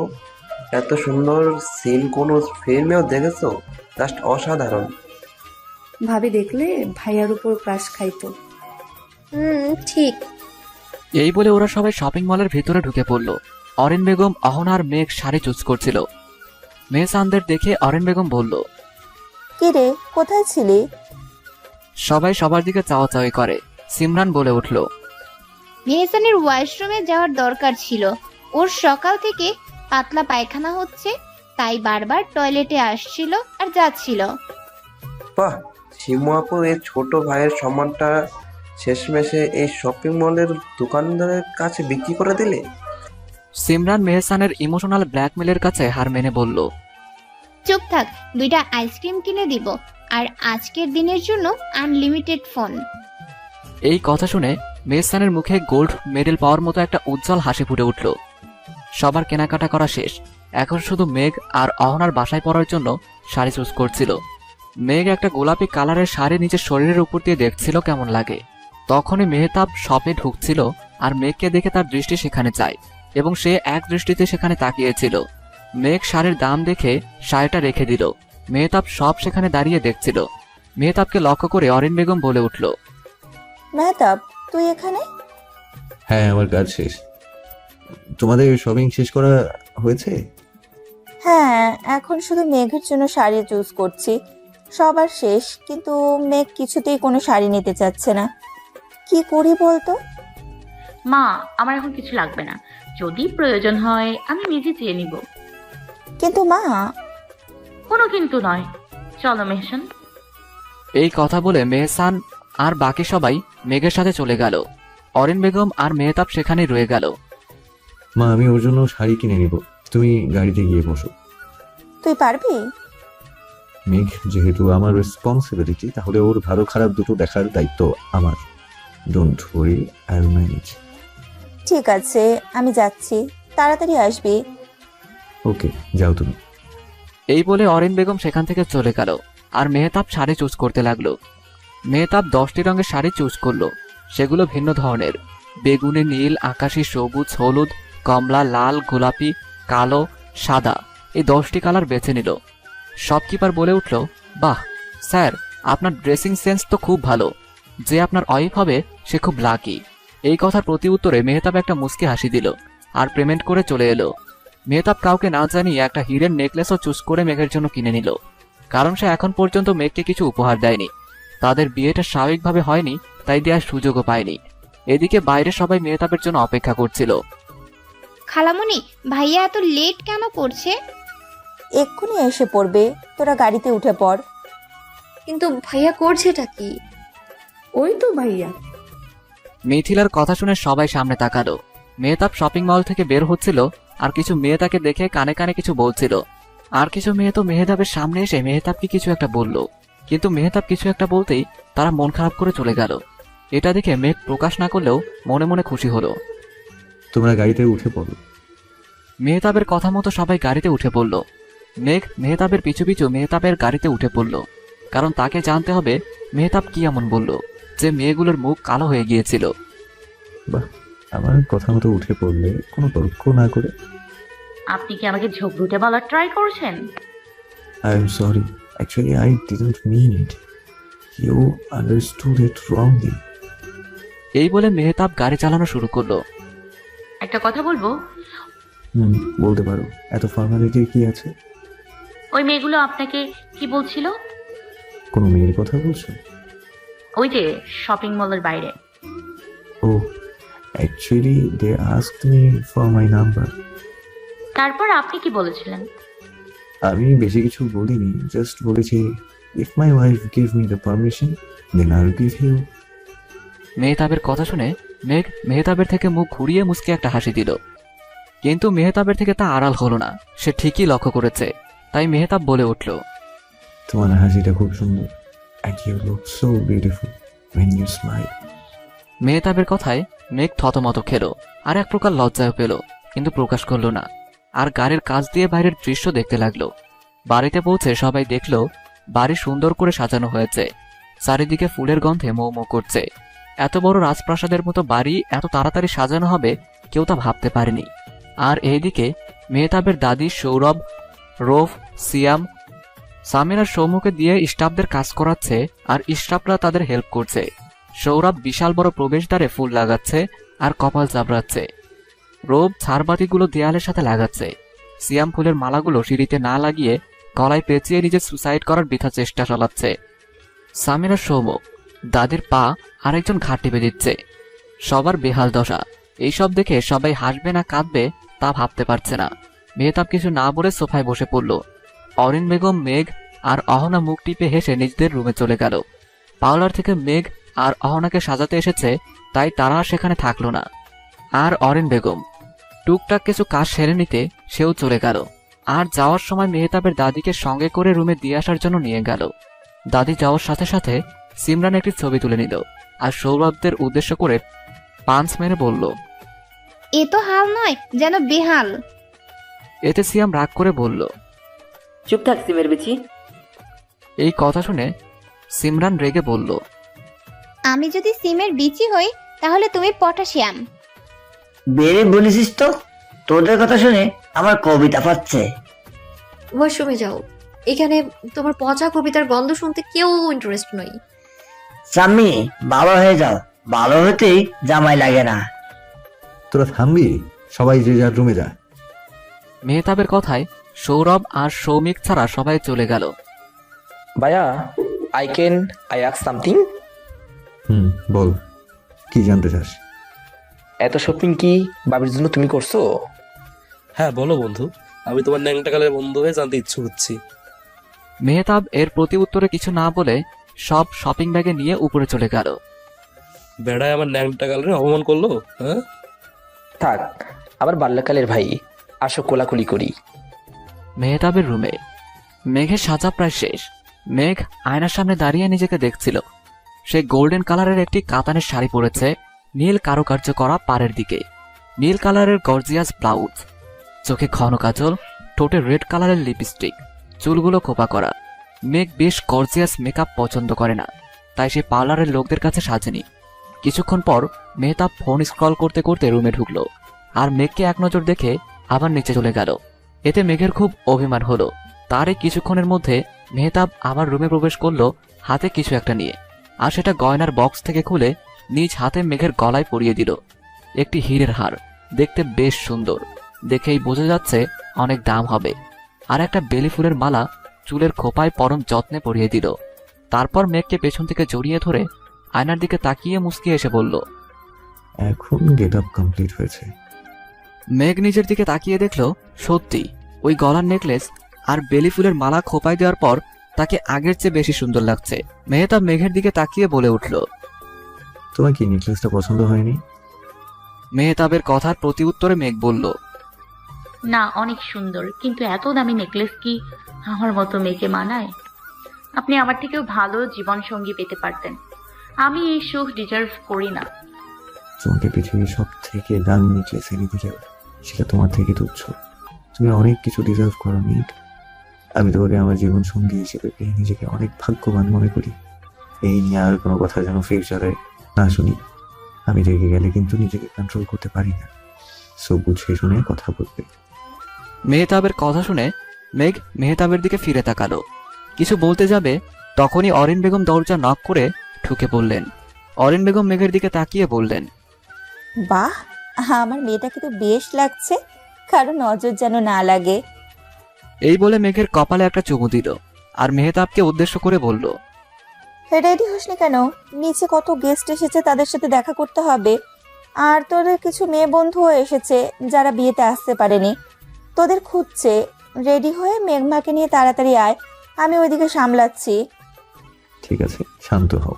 আমার ফ্রেশ হয়ে রেডি হতে 5 মিনিট লাগবে। ঠিক আছে, তুই রেডি হয়ে নে, আমি নিচে যাচ্ছি। এই বলে অরিন বেগম রুম থেকে চলে গেলেন। অরিন বেগম যাওয়ার সাথে সাথে মেহতাব মেঘের ঘাড়ে হাত রেখে বলে ওঠে, do you love me or not? Tell me honestly. মেহতাবের এই কথার প্রতি উত্তরে মেঘ কি বলবে সে ভেবে পায় না, কারণ সে নিজেই জানে না সে মেহতাবকে ভালোবাসে কিনা। মেঘ কিছু বলতে যাবে তখনই অহনা রুমে নক করে বলে ওঠে, আমি কি আসতে পারি? অহনার গলা শুনে মেঘ আর মেহতাব নিজেদের থেকে দূরে সরে যায়। মেহতাব লজ্জা পেয়ে ওয়াশরুমে চলে যায় আর মেঘ নিজেকে শান্ত করে বলে, হ্যাঁ, আসতে পারো আপু, অনুমতি নেওয়ার কি আছে। এই শুনে অহনা রুমে প্রবেশ করে। সে মেঘকে দেখে মাথায় হাত রেখে বলে, আমি খুব খুশি যে তোরা দুজন নিজেদের বিবাহিত জীবন গুছিয়ে নিতে শিখেছিস। আমার সেই পুচকে বোনটা কত বড় হয়ে গেছে, নিজের সব কিছুর সাথে মানিয়ে নিতে শিখেছে। মেহতাবের মতো জীবনসঙ্গী পাওয়া ভাগ্যের ব্যাপার, তুই খুব ভাগ্যবতী। এই বলে অহনা মেঘকে জড়িয়ে ধরে। মেঘও অহনাকে জড়িয়ে ধরে কান্না করে দেয়। কান্না করছিস কেন পাগলি? চল নিচে যাই। মা বাবা তন্নি অন্নি এসেছে, দেখা করবি না? অহনা মেঘের চোখের পানি মুছে দেয় আর দুজনে নিচে চলে যায়। নিচে অনেক গেস্ট এসেছে আর হুল্লোর পার্টি মেহতাব আর মেঘের জন্য প্ল্যান আসছে। কি বোরিং লাগছে। মেঘ ভাবি আর মেহতাব ভাইয়া কখন আসবে? গালে হাত দিস না, জামাই তাড়াতাড়ি মরবো। রৌফের কথা শুনে সৌরভ রাগ করে আর বলে ওঠে, ওর জামাই সম্পর্কে কটু কথা বললে খারাপ হয়ে যাবে কিন্তু রৌফের বাচ্চা। সৌরভের কথা শুনে সবাই সৌরভের দিকে অবাক দৃষ্টিতে তাকায় আর সৌম্য বলে ওঠে, ভাইয়া, এটা তো মিথিলার ফিউচার হাজবেন্ডকে বলা হয়েছে, তোমার হাই লাগছে কেন? ডাল মে কুছ কালা হে। সৌরভ মিথিলার দিকে তাকায়। মিথিলা যে সৌরভের কথায় রেগে আছে তা বোঝা যাচ্ছে। সৌরভ আমতা আমতা করে বলল, এখানে মেয়েদের মধ্যে সবার বড় মিথিলা, আর ছেলেদের মধ্যে ধরতে গেলে আমি। আর সামির তো ভালো করে বুঝিয়ে বলতে পারে এই বিষয় সব। সামির দোস্ত, বুঝিয়ে দিত সব কটা চোখ আঙ্গুল দিয়ে। সামির সবার দিকে তাকায়। সবার দৃষ্টি এখন তার দিকে। সেই একমাত্র জানে যে মিথিলা আর সৌরভ দুজন দুজনকে নিজের থেকেও অনেক ভালোবাসে, দুজন দুজনের প্রাণ। সে একবার মিথিলা আর সৌরভকে পার্কে হাঁটতে দেখেছে হাত ধরে। তাকে সৌরভ আর মিথিলা অনেক করে বুঝিয়েছে, বারণ করেছে কাউকে যেন না বলে তাদের সম্পর্কের কথা। সেও কাউকে বলেনি। এসব কথা সামির মনে করেছিল, তখনই রৌফের ডাকে তার হুঁশ ফেরে। ওই গাদা, কি হইলো? না, কিছু হয়নি। আসলে ব্যাপারটা বেশ জটিল। তো মেইন টপিকে আসা যাক, সবাই মনোযোগ দিয়ে শুনবা। আমরা জানি সৌরভ সবার বড় আর মিথিলাও সবার বড়। তো ও কথা শেষ করতে দে। সামির নার্ভাস হইতেছে, দেখতেছস না? চুপ থাক, কইতে দে। সো ওরা বড় হওয়ার কারণে একজনের অপমান অন্যজন সহ্য করতে পারে না, সুতরাং সৌরভের কথাটা গায়ে লাগছে। সামিরের কথা শেষ হওয়ার পর এই নিয়ে কেউ কথা বাড়ায়নি। সবাই সোফায় বসে গল্প করতে লাগলো। তখনই মেঘ আর অহনা নিচে নেমে এলো। তা দেখে সাম্মী বলল, আচ্ছা, একটা কথা আমার মাথায় ঘুরপাক খাচ্ছে। আসলে ওই দিন যে মাহতাব ভাইয়া বলল যে সে লন্ডন চলে যাবে, সেটা কি সত্যি? বোন আর কইস না, তোর ভাই তো মেঘের প্রেমে হাবুডুবু খাইতেছে। এতদিনে মেঘের প্রেমে তো পড়ছে, কিন্তু বলতে পারতেছে না বা স্বীকার করতেছে না। ও চায় যে মেঘ আগে বলুক, বা মেহতাব হয়তো জানে না মেঘের জন্য সেম ফিল করে কিনা। বুঝলাম। তো আমাদের তাদের হেল্প করা উচিত, তাই না? একটা কথা বলি সিমরান, রাগ করিস না। আসলে তুই কি তোর সিম রিচার্জ করছস যে তোর মাথা কাজ করতেছে? রৌফের কথা পাশের কিছু ছেলে শুনতে পায় আর তারা না চাইতেও ফিক করে হেসে দেয়। এই দেখে সিমরানের অনেক রাগ হয়, কিন্তু প্রকাশ করে না, গেস্টরা আছে বলে। কিন্তু প্রতি উত্তরে সিমরান বলে, তোমার বিকাশ থেকে রিসার্চ করছি। ওই যে তোমার ডেইলি নিউ গার্লফ্রেন্ডদের প্রতি সপ্তাহে বলো আমাকে কিছু সেন্ড মানি করবা, জানো? আসলে আজ না আমাদের বাসার সাবান শ্যাম্পু শেষ হয়ে গেছে। আমি যদি সাবান শ্যাম্পু দিয়ে গোসল না করি তাহলে তো আমার গায়ের থেকে চুলের থেকে গন্ধ আসবে আর সবাই বলবে রিতার বয়ফ্রেন্ডের গায়ে গন্ধ। তোমার কি ভালো লাগবে? এভাবেই তো টাকাগুলো নাও আর আমি রিচার্জ করি। সিমরানের কথাগুলো অনেক জোরে বলাতে সবাই এখন ওদের দিকে তাকিয়ে মিটিমিটি হাসছে। অহনার মেঘও ওদের দিকে তাকিয়ে আসছিল, ওদের কানেও যায়। রূপ ভীষণ লজ্জা পায়, তাই সে টয়লেটের কথা বলে এক দৌড়ে উপরে চলে যায়। অহনার মেঘকে দেখে সবাই টপিক চেঞ্জ করে বলে, ওয়াও মাই ডিয়ার ভাবিরা, তোমাদের অনেক সুন্দর লাগছে। অনেক। আসো তোমাদের স্টেজে বসিয়ে দিই। শাম্মী, সিমরান, মিথিলা, মেঘ আর অহনাকে স্টেজে বসিয়ে নিজেরা পাশে বসে পড়ে। তখনই আহতাব আর মেহতাব সিঁড়ি দিয়ে নিচে নেমে আসে। মেহতাব আর আহতাব সেম ডিজাইনের পাঞ্জাবি পরেছে। আহতাবের গায়ের রং অত ফর্সা না হলেও দেখতে সুন্দর, আর মেহতাবকে প্রথম দেখায় যে কেউ প্রেমে পড়ে যাবে। তো আহতাব আর মেহতাব নিচে নামতে থাকে। নিচে নামার পরেই একটা মেয়ে শর্ট ড্রেস পরা, দেখতে বেশ সুন্দরী, মেহতাবের কাছে গিয়ে তাকে জড়িয়ে ধরে। সিমরান, শাম্মী, মিথিলা মেঘের রিয়াকশন দেখতে তার দিকে তাকায়। মেঘ প্রকাশ না করলেও সে যে মেয়েটার উপর ভীষণ রেগে আছে আর কাছে পেলে তাকে কাঁচা চিবিয়ে খেত তা ঠিকই বুঝতে পারে তারা। তাই তারা মেঘকে বলে, ভাবি ওই মেয়েটা মেহতাব ভাইয়ের ফুফাতো বোন, তার নাম টিনা, সেও লন্ডনে পড়াশোনা করেছে। ভাবি জানো, ওই মেয়েটা না ভাইয়ার সাথে আঠার মতো চিপকে থাকে। I think she like Mehtab ভাইয়া। এতক্ষণ মেঘ সবগুলো কথা মনোযোগ দিয়ে শুনছিল। সে যতই শান্ত স্বভাবের মেয়ে হোক না কেন, নিজের স্বামীকে অন্য মেয়ে এসে হুট করে জড়িয়ে ধরবে, এটা কোনো স্ত্রী সহ্য করবে না। মিথিলার ডাকে মেঘের হুঁশ ফিরল। ভাবি অত ভেবো না, ওই মেয়েটাকে মেহতাব ভাইয়া পাত্তাও দেয় না। আর বাকি রইল টিনার কথা, কাঁঠালের আটাকেও তেল দিয়ে সরানো যায়, ওর মলম আমার কাছে আছে, ডোন্ট ওয়ারি। এই বলে মিথিলা মেঘকে জড়িয়ে ধরে। চিন্তা করো না, তোমার ভাইয়ার ওপর আমার ভরসা বিশ্বাস দুটোই আছে। সেই ভরসা এত শুকনো নয়, আমি কিছু মনে করিনি। তারপর সিমরান, শাম্মী, মিথিলা সেখান থেকে মেহতাবের কাছে চলে গেল। তখনই অন্নি আর তন্নি এসে দুজনকে দুদিক থেকে জড়িয়ে ধরে।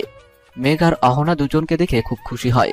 অন্নি বলে ওঠে, আমাদের তো ভুলেই গেছো এত সুন্দর জামাই পেয়ে। অহনা আর মেঘ অন্নির এমন আচরণে হেসে দেয়। হাসছো কেন? তোমরা এই বাড়িতে আসার পর একটা ফোনও দাওনি, শুধু বাবা মাকে ফোন দিয়ে বলেছো ওরা খেয়েছে ঘুমিয়েছে কিনা, আমাদের সাথে একটু কথা বলুনি। ঠিক আছে বাবা, এই জন্য এত অভিমান? এই বলে মেঘ দুজনকে জড়িয়ে ধরল। তখনই ইমরান সাহেব আর মৌমিতা বেগম এসে তাদের পাশে বসল। ইমরান সাহেবকে দেখে অহনা আর মেঘ দুজনেই জড়িয়ে ধরল। তা দেখে মৌমিতা বেগম বলে উঠল, বাবাকে পেয়ে তো আমাকে ভুলেই গেছিস তোরা। আর একটা কথা ছিল, আমায় ক্ষমা করে দিবি মেঘ। আমি জানি আমার পাপের ক্ষমা হয় না, কিন্তু বিশ্বাস কর আমি তোকে কোনো সময় খারাপ চোখে দেখিনি। আমি ভাবতাম তোর জন্য তোর মা মারা গেছে, তোর মাকে আমি নিজের বোনের মতন দেখেছি, কিন্তু আমি বুঝতে পেরেছি এতে তোর কোনো দোষ নেই। আমার একটি বারের জন্য মাফ করে দে। মেঘ মৌমিতা বেগমের কথাগুলো মনোযোগ দিয়ে শুনছিল। মেঘ মৌমিতা বেগমকে তার মায়ের চোখেই দেখে এসেছে আজ পর্যন্ত। সে নিজেও জানে মৌমিতা বেগম দুই একটা কটু কথা শোনালেও কখনোই তার গায়ে হাত তোলেনি বা অবহেলা করেনি। সেও মেঘকে নিজের মেয়েদের মতোই ভালোবেসেছে, কিন্তু প্রকাশ করেনি। মেঘ কলেজে যাওয়ার সময় ও কোনো কাজ করার আগেই উঠে দেখত সবকিছু আগে থেকেই করা হয়ে গেছে। অন্নি তন্নিকে বলতে বারণ করলেও সে দেখেছে তার মামি তার জন্য টিফিন আর কিছু টাকা লুকিয়ে অন্নি তন্নিকে ব্যাগে রাখতে বলেছে। সেই মানুষটা তার সামনে নিজেকে খারাপ প্রকাশ করতে চেয়েছে, কিন্তু ভেতর থেকে তাকে প্রচুর ভালোবেসেছে। তখনই অহনার ডাকে মেঘ ভাবনার জগৎ থেকে ফিরে এলো। মাকে ক্ষমা করে দে মেঘ, সে তার ভুল বুঝতে পেরেছে। সে তোকে নিজের মেয়ের মতোই ভালোবেসেছে। হয়তো তোকে খারাপ লাগার জন্য কিছু কটু কথা শুনিয়েছে, কিন্তু বিশ্বাস কর সে সব সময় বলতো তোর দিকে যেন খেয়াল রাখি। অহনার কথা শেষ হতেই মেঘ মৌমিতা বেগমের উদ্দেশ্যে বলল, মামি বিশ্বাস করো আমি তোমাকে কখনোই খারাপ চোখে দেখিনি। তোমার মধ্যেই নিজের মাকে খুঁজে পেয়েছি। তোমাকে আমার থেকে ক্ষমা চাইতে হবে না। আমি তোমার ঋণ কোনোদিনও শোধ করতে পারবো না। এসব বলে তুমি আমার ঋণের বোঝা আরো বাড়িয়ে দিচ্ছ। এই বলে মেঘ মৌমিতা বেগমকে জড়িয়ে ধরে কান্না করে দিল। মৌমিতা বেগমও তাকে পরম যত্নে মাথায় হাত বুলিয়ে দিয়ে বলল, কান্না করছে কেন আমার লক্ষ্মী মেয়েটা? কোনো মেয়ে তার খুশির দিনে কান্না করলে কি কোনো মায়ের ভালো লাগে? কান্না থামাও, নাহলে কিন্তু আমার বকা খাবে। তোমাদের এভাবে দেখার ইচ্ছে আজ তাহলে পূরণ হলো। তাদের এভাবে দেখে অন্নি বলে ওঠে, এক মেয়েকে আদর করলে হবে? আমরা কি বড় হয়ে গেছি নাকি? এই কথা শুনে মেঘ, ইমরান সাহেব আর মৌমিতা বেগম হেসে দেয় আর তার 4 মেয়েকে একসাথে জড়িয়ে ধরে। তখনই অন্নি আবার বলে ওঠে, এই খুশিতে একটা পিক তো তোলাই যায়। অন্নির মতামতে সবাই সম্মতি জানায় আর তারা একটা ফ্যামিলি ফটো তোলে। বাহ, দারুণ হয়েছে, এটা আমি ফ্রেমে করে ঘরে টানিয়ে রাখবো। তখনই মৌমিতা বেগম আর ইমরান সাহেব অহনা আর মেঘকে বলে মিনহাজ সাহেব আর অরিন বেগমের সাথে দেখা করতে চলে যায়। সঙ্গে সঙ্গে হুল্লোড় পার্টির আগমন ঘটে। তারা আসার পর সিয়াম বলে ওঠে, তো ভাবিরা, আমারে আপনার বোনদের সাথে একটু আলাপ করাই দেন, আমরা একটু চিনি জানি এই রমণীদের পরিচয়। সিয়ামের কথা শুনে অন্নি বলে ওঠে, আমি থাকতে আমার বোন কেন কষ্ট করবে বিআই সাহেব? চলুন আমরা সবাই একটা জায়গায় বসে পরিচিত হয়ে নেই। অন্নির কথা মতো সবাই অন্যদিকে চলে যায়, শুধু সিমরান আর মেহসান থেকে যায়। তাদের মেঘ আর অহনাদের কোনো সমস্যা হয় কিনা সেটা দেখার জন্য থেকে যেতে হয়। মেহসানকে দেখে মেঘ আর অহনা বলে ওঠে, মেহসান, তোমাকে সকাল থেকে দেখি নাই, কোথায় ছিলে? আসলে ওর বেশি চকলেট খাওয়ার জন্য পাতলা পায়খানা হয়েছে, সো ও সারাদিন ওয়াশরুম থেকে রুমে আসছিল আর যাচ্ছিল। ও, আমাকে তো কেউ বলোইনি। সিরিয়াস কিছু না, ডোন্ট ওয়ারি। আসলে ভাবি, শপিং মলে সিমরান আপু বলছিল যে আমার পাতলা পায়খানা হয়েছে, তাই তো এখন ভুগতে হচ্ছে। তাই বললে মিথ্যা কথা বলা মহাপাপ। এই যে আবার আরেকটাকে বললো এখন আমার নষ্ট কাটিজ্য ভুগতে হবে। মেহসানের কথা শেষ হতে না হতেই তার আবার টয়লেট পেয়ে গেল আর সে এক দৌড়ে উপরে চলে গেল। তা দেখে সিমরান মেঘ আর অহনাকে উত্তেজিত হতে বারণ করে নিজেও মেহসানের পিছন পিছন দৌড় দিল। তখনই আহতাব সেখানে উপস্থিত হলো আর মেঘকে উদ্দেশ্য করে বলল, কেমন আছো শালিকা? তোমার বর তো তোমাকে খুঁজে পুরোই বেহাল।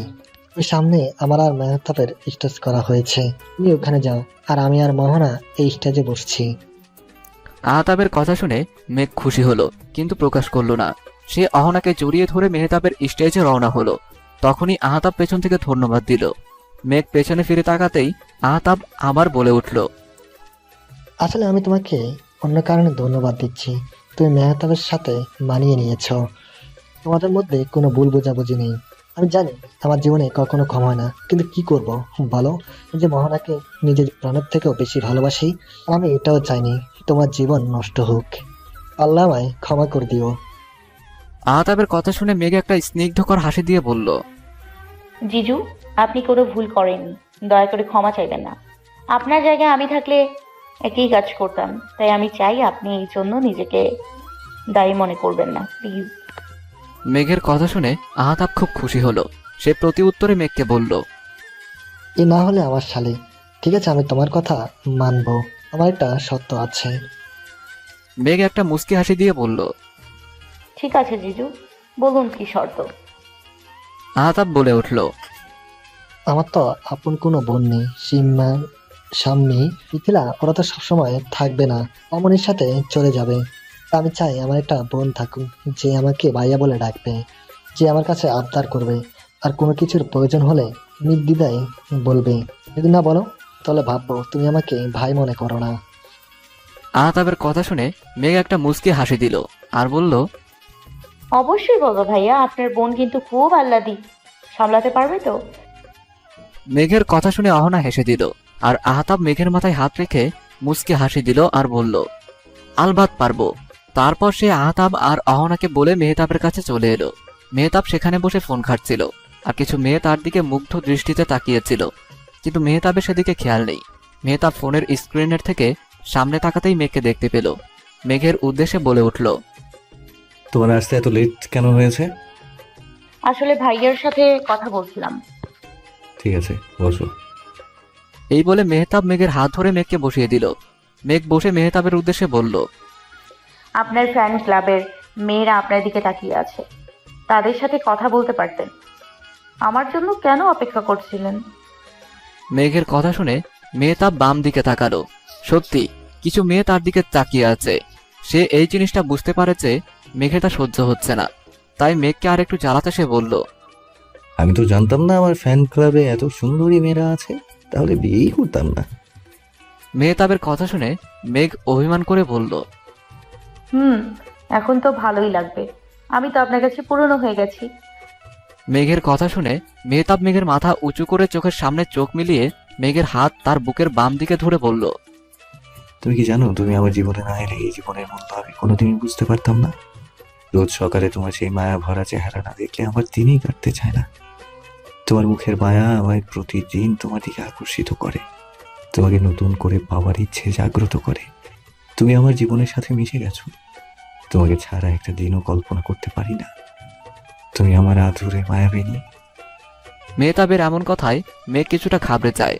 সেটা লক্ষ্য করে মেহতাব পরিস্থিতি সামাল দিতে আবার বলে ওঠে, রিল্যাক্স, ঘাবড়ে যাওয়ার কি হলো? We are married and it's normal.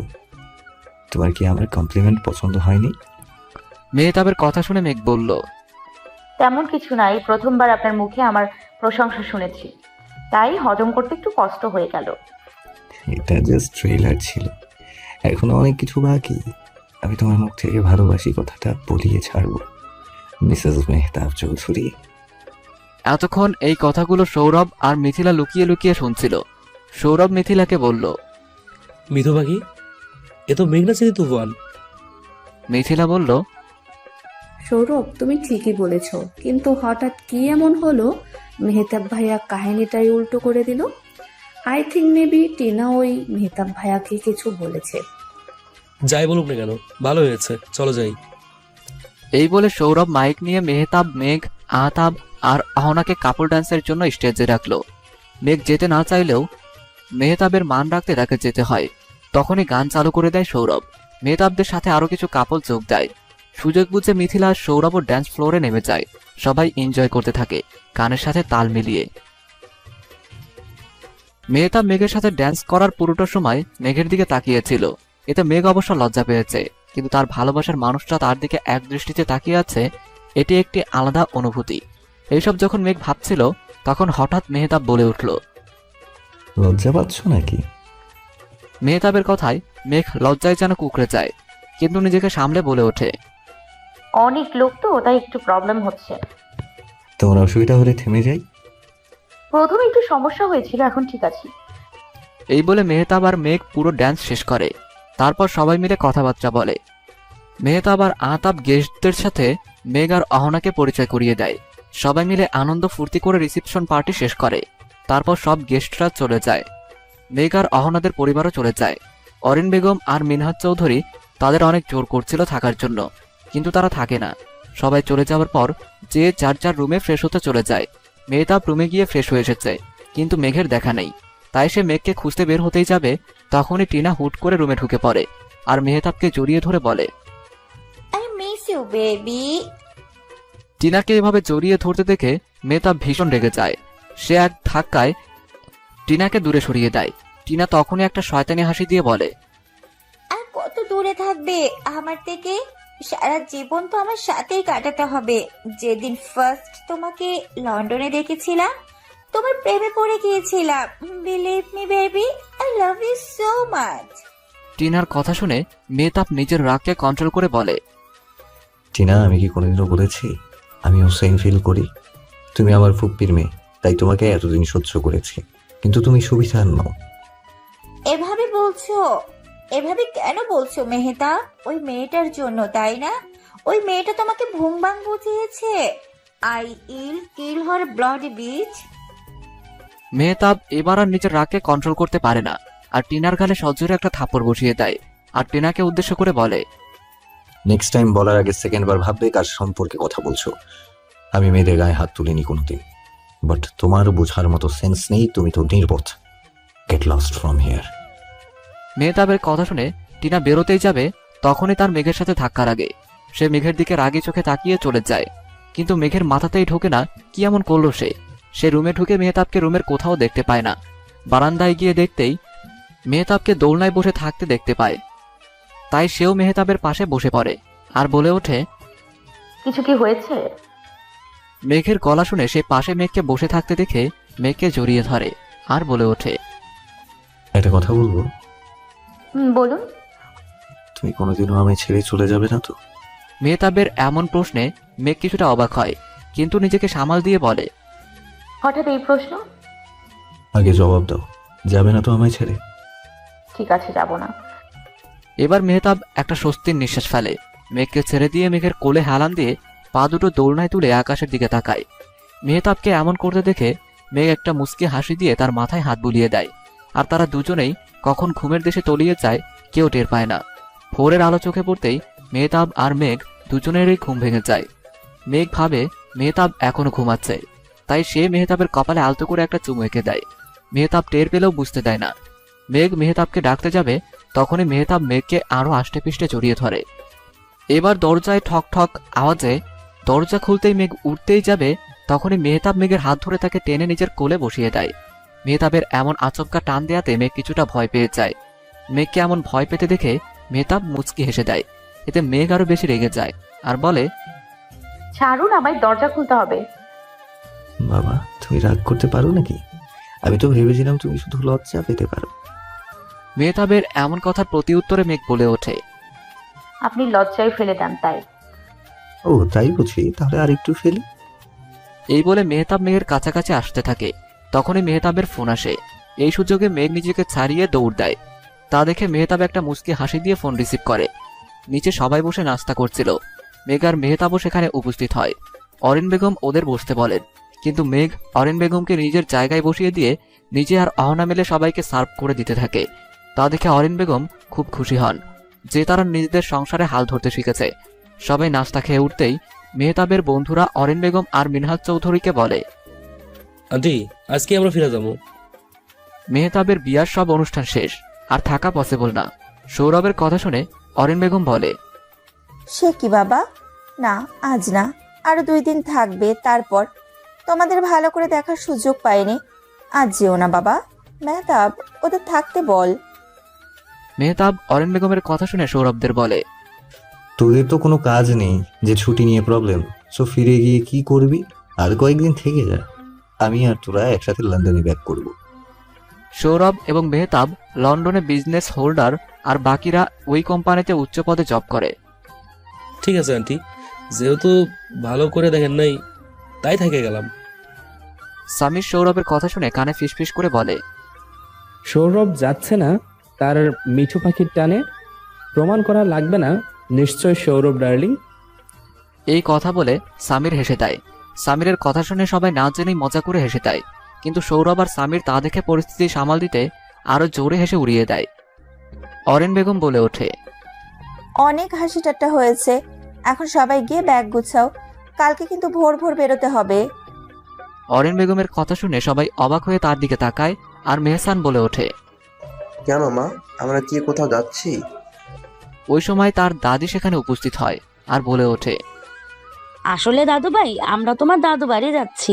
Mehtab দাদু ভাই আর তার বন্ধুরা তো চললেই যাইব, আর মিথিলা, শাম্মী, সিমরান আর সৌম ওগো পরিবারও চলে গেছে, ওরা তো যাইব গা। আবার কবে আসে না আসে, তাই সবাই একলগে তোমার দাদুর পৈতৃক ভিটায় ঘুরতে যাবো। কি বলো দাদু ভাই আর দিদিমণিরা? মার্জা বেগমের কথা শুনে সবাই খুব খুশি হয় আর সম্মতি জানায়। তারপর সবাই নিজেদের রুম গুছগাছ করতে চলে যায়। শুধু টিনা থেকে যায়। সে মার্জা বেগমকে উদ্দেশ্য করে বলে ওঠে, আমিও কি যাব নানুমণি? টিনার কথায় মার্জা বেগম বলে ওঠে, তরে কি আলাদা করে নিমন্ত্রণ পাঠানো লাগবো? থ্যাংক ইউ নানুমণি, ইউ আর বেস্ট। এই বলে মার্জা বেগমকে জড়িয়ে ধরে। হয়েছে, আর ঢংকরণ লাগতো না, গিয়া ফ্যাক গুছাও, আর তোমার ভাবিগো কিছু লাগে কিনা দেখো, যাও। এই বলে মার্জা বেগম চলে যায়, আর টিনা শয়তানি হাসি দিয়ে বলে ওঠে, এখন দেখবো না, শুধু দেখবো যে এই টিনা কি কি করতে পারে। এই বলে সে নিজের রুমে চলে যায়। সবাই নিজেদের ব্যাগপত্র গুছিয়ে প্ল্যান করছে ওখানে গিয়ে কি কি করবে। সবাই গোল বৈঠক করে বসেছে, সবাই উপস্থিত শুধু বড়রা ছাড়া। শোনো ভাইয়েরা আর বোনেরা, আমরা চাইতেছি মজা আনন্দ করতে, তাই কিছু রুলস ফলো করতে হইব। যেমন বলা যায়, কেউ তার পার্সোনাল ইস্যু সেখানে আনতে পারবো না, বিজনেস বা ফোন নিয়ে পড়ে থাকা এসব চলবে না। ওখানে আমরা প্রকৃতি এনজয় করবো, সো কেউ ফোন নিয়ে যেতে পারবো না। যদি জরুরি কল দেওয়ার থাকে তাহলে অরিন আন্টির কাছ থেকে ফোন নিয়ে কল দিবা। সবাই একমত? এই বলে সৌরভ উপরে এক হাত জাগায়। সবাই কিছুক্ষণ নীরবতা পালন করে। তারপর সবাই সৌরভের কথায় সহমত পোষণ করে।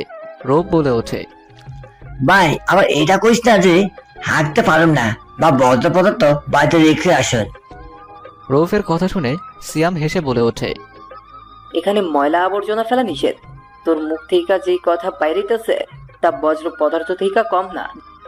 সিয়ামের কথা শুনে সৌমিক সাবধান করে বলে, মেঘ আর রহনা ভাবে আইতাছে, তাদের সামনে অন্তত নিজের মান সম্মান রাখো। সৌমের কথা শুনে মেহতাব আর আহতাব সামনে তাকায়। মেঘ আর অহনা সবার জন্য চা আর কফি নিয়ে এসেছে। সবাইকে দেয়া শেষ করে তারা মিথিলার পাশে বসে পড়ে। মিথিলা তা দেখে বলে ওঠে, আরে ভাবিরা, এত লজ্জার কি আছে? হাজবেন্ডের পাশে বসতে কি আর পারমিশন লাগে? মিথিলার কথায় অহনার মেঘ কিছুটা ভরকে যায়। মেঘ মনে মনে বলে, আমি আবার কখন লজ্জা পেলাম? তাই নাকি? এই বলে সামনে তাদের দুজনকে নিয়ে মেহতাবের পাশে মেঘকে আর আহতাবের পাশে অহনাকে বসিয়ে দেয়। আর মেঘকে পাশে বসাতে গিয়ে মজা করে কোলেই বসিয়ে দেয়। তা দেখে ঠাট্টা করে তৌব বলে ওঠে, মিথিলার এক কথা আমি একভাবে আপডেট হয়ে সোজা কোলে। তৌফের কথায় কেউ হাসি থামাতে না পেরে হেসে দেয়। অহনা, আহতাব আর মেহতাবও হেসে দেয়। এবার মেঘ ভীষণ লজ্জা পায় আর মেহতাবের কোল থেকে নেমে পাশে বসে পড়ে। মেঘকে লজ্জার হাত থেকে বাঁচাতে মেহতাব সবাইকে উদ্দেশ্য করে বলে ওঠে, এত লজ্জার কি আছে, আমরা দুজন বিবাহিত। মেহতাবের কথা শুনে সবাই মুখ দিয়ে শীষ বাজাতে শুরু করে, আর কেউ তো হাততালি দেওয়া শুরু করে। এতে মেঘ আগের থেকে 3 গুণ বেশি লজ্জা পেয়ে যায়। মেঘ মেহতাবের দিকে তাকায় তার রিয়াকশন দেখতে।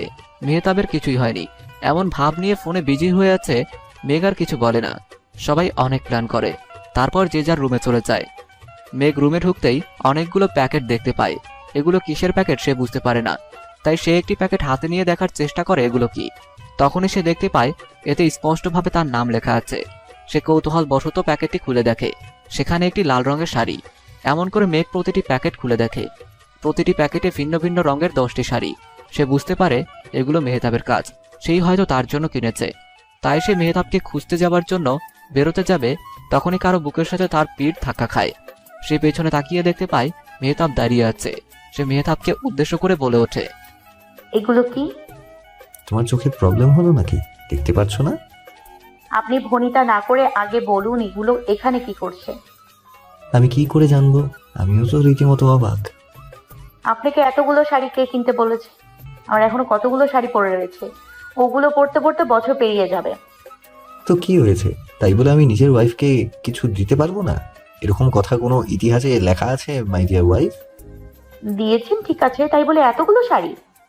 আসলে আমি জানতাম না তোমার কোন রং ফেভারিট, সো বুঝতেই পারছো, তাই 2-1টা বেশি এনেছি। যদি পছন্দ না হয় বলো, তোমায় নিয়ে আবার শপিং মলে গিয়ে নিউ কালেকশন দেখিয়ে আনি। হয়েছে, আর লাগবে না। আপনি বসুন, আমি কফি আনছি, আর বাবা মায়ের ঘরে চা দিতে হবে। ঠিক আছে, কিন্তু ছাদে এসো আমার কফি নিয়ে, আর তোমার জন্য 1 কাপ এনো, দুজনে বসে একটু আড্ডা দেওয়া যাবে। কোনো সমস্যা নেই তো? ঠিক আছে, নিয়ে আসবো। এই বলে মেঘ নিচে চলে যায়। মেহতাব ফ্রেশ হতে ওয়াশরুমে চলে যায়। ফ্রেশ হয়ে এসে ছাদে চলে যায়। তাদের বাড়ির আশেপাশে কোনো বিল্ডিং বা দালান নেই। তাদের বাড়ির আশেপাশে বিভিন্ন ফল ফুলের গাছ আছে, ফাঁকা মাঠ, আর কিছু দূরে অনেক সুন্দর একটি পার্ক আছে। তাদের বাড়ির ছাদ থেকে দূর দূরান্ত দেখা যায়। মেহতাব ছাদে গিয়ে ছাদের দোলনার উপর বসে পড়ে। কিছুক্ষণ পর কেউ তার চোখে হাত দিয়ে বন্ধ করে দেয়। সেভাবে হয়তো মেঘ এসেছে, তাই সে হাতটা চোখ থেকে সরিয়ে জড়িয়ে ধরতে যাবে, তখনই খেয়াল করে এটা মেঘ নয় বরং টিনা। টিনাকে দেখে মেহতাব বলে ওঠে, what are you doing here? জি, এখানে আমি এমনি এসেছি। আসলে আগের দিনের জন্য আমি সরি বলতে এসেছি। প্লিজ আমায় ক্ষমা করে দাও, আমি ভীষণ অনুতপ্ত। Okay, but this is your last chance. এরকম বিহেভ আরেকবার করলে তুই তোমার লাস্ট চান্সও হারিয়ে ফেলবে। Now go from here. Thanks আমায় ক্ষমা করে দেওয়ার জন্য। বাই। এই বলে টিনা সেখান থেকে চলে যায়। যাবার পথে মেঘের সাথে দেখা হয়। টিনা মেঘকে দেখে একটি হাসি দিয়ে চলে যায়। মেঘ তার দিকে বেশি গুরুত্ব না দিয়ে ছাদে চলে যায়। আজ ছাদ আলোয় পরিপূর্ণ। আজ পূর্ণিমা। ছাদে উঠেই মেঘ মেহতাবকে স্পষ্ট দেখতে পায়। সে কফির মগ নিয়ে একটি মগ মেহতাবের দিকে এগিয়ে দিল। মেহতাব মগটা নিয়ে মেঘকে ইশারায় বসতে বলল, তাই মেঘও দাঁড়িয়ে না থেকে মেহতাবের পাশে বসে পড়ল। মেহতাব কফির মগে একটা চুমুক দিয়ে বলল, মেঘ, তোমার তো পড়াশোনা শেষ, তো কি হতে চাও বা স্বপ্ন কি? মেহতাবের কথায় মেঘ কিছুক্ষণ নীরব থেকে বলে উঠল, এখনো কি আমি আমার স্বপ্ন পূরণ করতে পারবো, মানে চান্স আছে? এই কথাটা বলার সময় মেঘের চোখ খুশিতে জলজল করে উঠল। মেঘের কথায় মেহতাব চাঁদের আলো মিশ্রিত একটা হাসি দিয়ে বলল, কেন পারবে না, অবশ্যই পারবে। মেহতাবের কথায় মেঘ যেন চাঁদ হাতে পেয়ে গেল। খুশিতে গদগদ হয়ে মেহতাবকে জড়িয়ে ধরল আর বলে উঠল, আই লাভ ইউ মেহতাব। এই কথা বলার পর মেঘ নিজেই থতমত খেয়ে গেল। ইতস্তত বোধ করে বলল, আসলে মুখ ফসকে বের হয়ে গেছে। মা আমায় ডেকেছিলেন ডিনার সার্ভ করার জন্য। আমি নিচে যাই, আপনিও নিচে খেতে আসুন। এই বলে মেঘ মেহতাবকে কিছু বলার সুযোগ না দিয়ে সেখান থেকে চলে গেল। তাড়াহুড়ো করতে গিয়ে সিঁড়ি দিয়ে নামার সময় হুচট খেয়ে পড়তে পড়তে বেঁচে গেল। সৌরভ, সিয়াম, রোফ আর সামির নিজেদের রুমে বসে কথা বলছিল। মেঘকে এভাবে নামতে দেখে তো বলে উঠল, মেঘের আবার কি হইল? দেখার বিষয় নয় কে, দেরি কিসের? এই বলে তিনজন ছাদের উদ্দেশ্যে দৌড় দিল। তা দেখে সামির উত্তেজিত হয়ে বলে উঠল, আমার জন্য কেউ ধারা বনো হাতির বংশধরের দেখবি, তগো একটারও বিয়া হইব না, হইলেও আমি তাগো ডিভোর্সের কেস লড়মো। এই বলে সামিরও ছাদের উদ্দেশ্যে দৌড় দিল। ছাদে বসে মেঘকে এভাবে ঘাবড়াতে দেখে মেহতাব একটা মুচকি হাসি দিয়ে কফিতে একটা চুমুক দিল। কফিতে চিনি দেয়া নেই, তবুও কফিটা মিষ্টি লাগছে। তা দেখে নিজের অজান্তেই হেসে দিল। সৌরভ মেহতাবের হাসি মুখ দেখে বলে উঠল, চাঁদও তোকে রেখে হেসে দেবে। তো আমার দোস্তর হাসির কারণটা কি জানতে পারি? সৌরভকে দেখে মেহতাব বলল, তোদের জানানোর প্রয়োজন বোধ করছি না। এই বলে মেহতাব সৌরভের হাতে কফির মগটা দিয়ে নিচে চলে এলো। তা দেখে সিয়াম মেহতাবকে উদ্দেশ্য করে বলল, হাসিয়া গেলাম ফাঁসিয়া, জামু এখন পাশ কাটায়া। সৌরভ কফির মগে এক চুমুক দিয়ে বলে উঠল, এত তিতা কফি? মেহতাব এই কফিতে চুমুক দেওয়ার পর হাসির কারণটা কি ছিল? হ্যাঁ, তুই বাম হাত দোকান কবে সারবি? যেদিন তুই টয়লেট করার পর সাবান বা হ্যান্ড ওয়াশ দিয়ে হাত ধুবি। ছি, ওয়াক। তাই তো কই, তোর সাথে ঘুমানোর সময় তোর হাতে থেকে বজ্র পদার্থের গন্ধ আসে কই থেকে? আরে শুকবি নি। এই বলে হাতটা সিয়ামের দিকে এগিয়ে দিল। সিয়াম তা দেখে দৌড় দিল আর রৌফ তাকে ধাওয়া শুরু করলো। তা দেখে সামির একটা দীর্ঘশ্বাস ফেলে দোলনায় বসে পড়ল। সৌরভের হাত থেকে কফির মগটা নিয়ে বলে উঠল,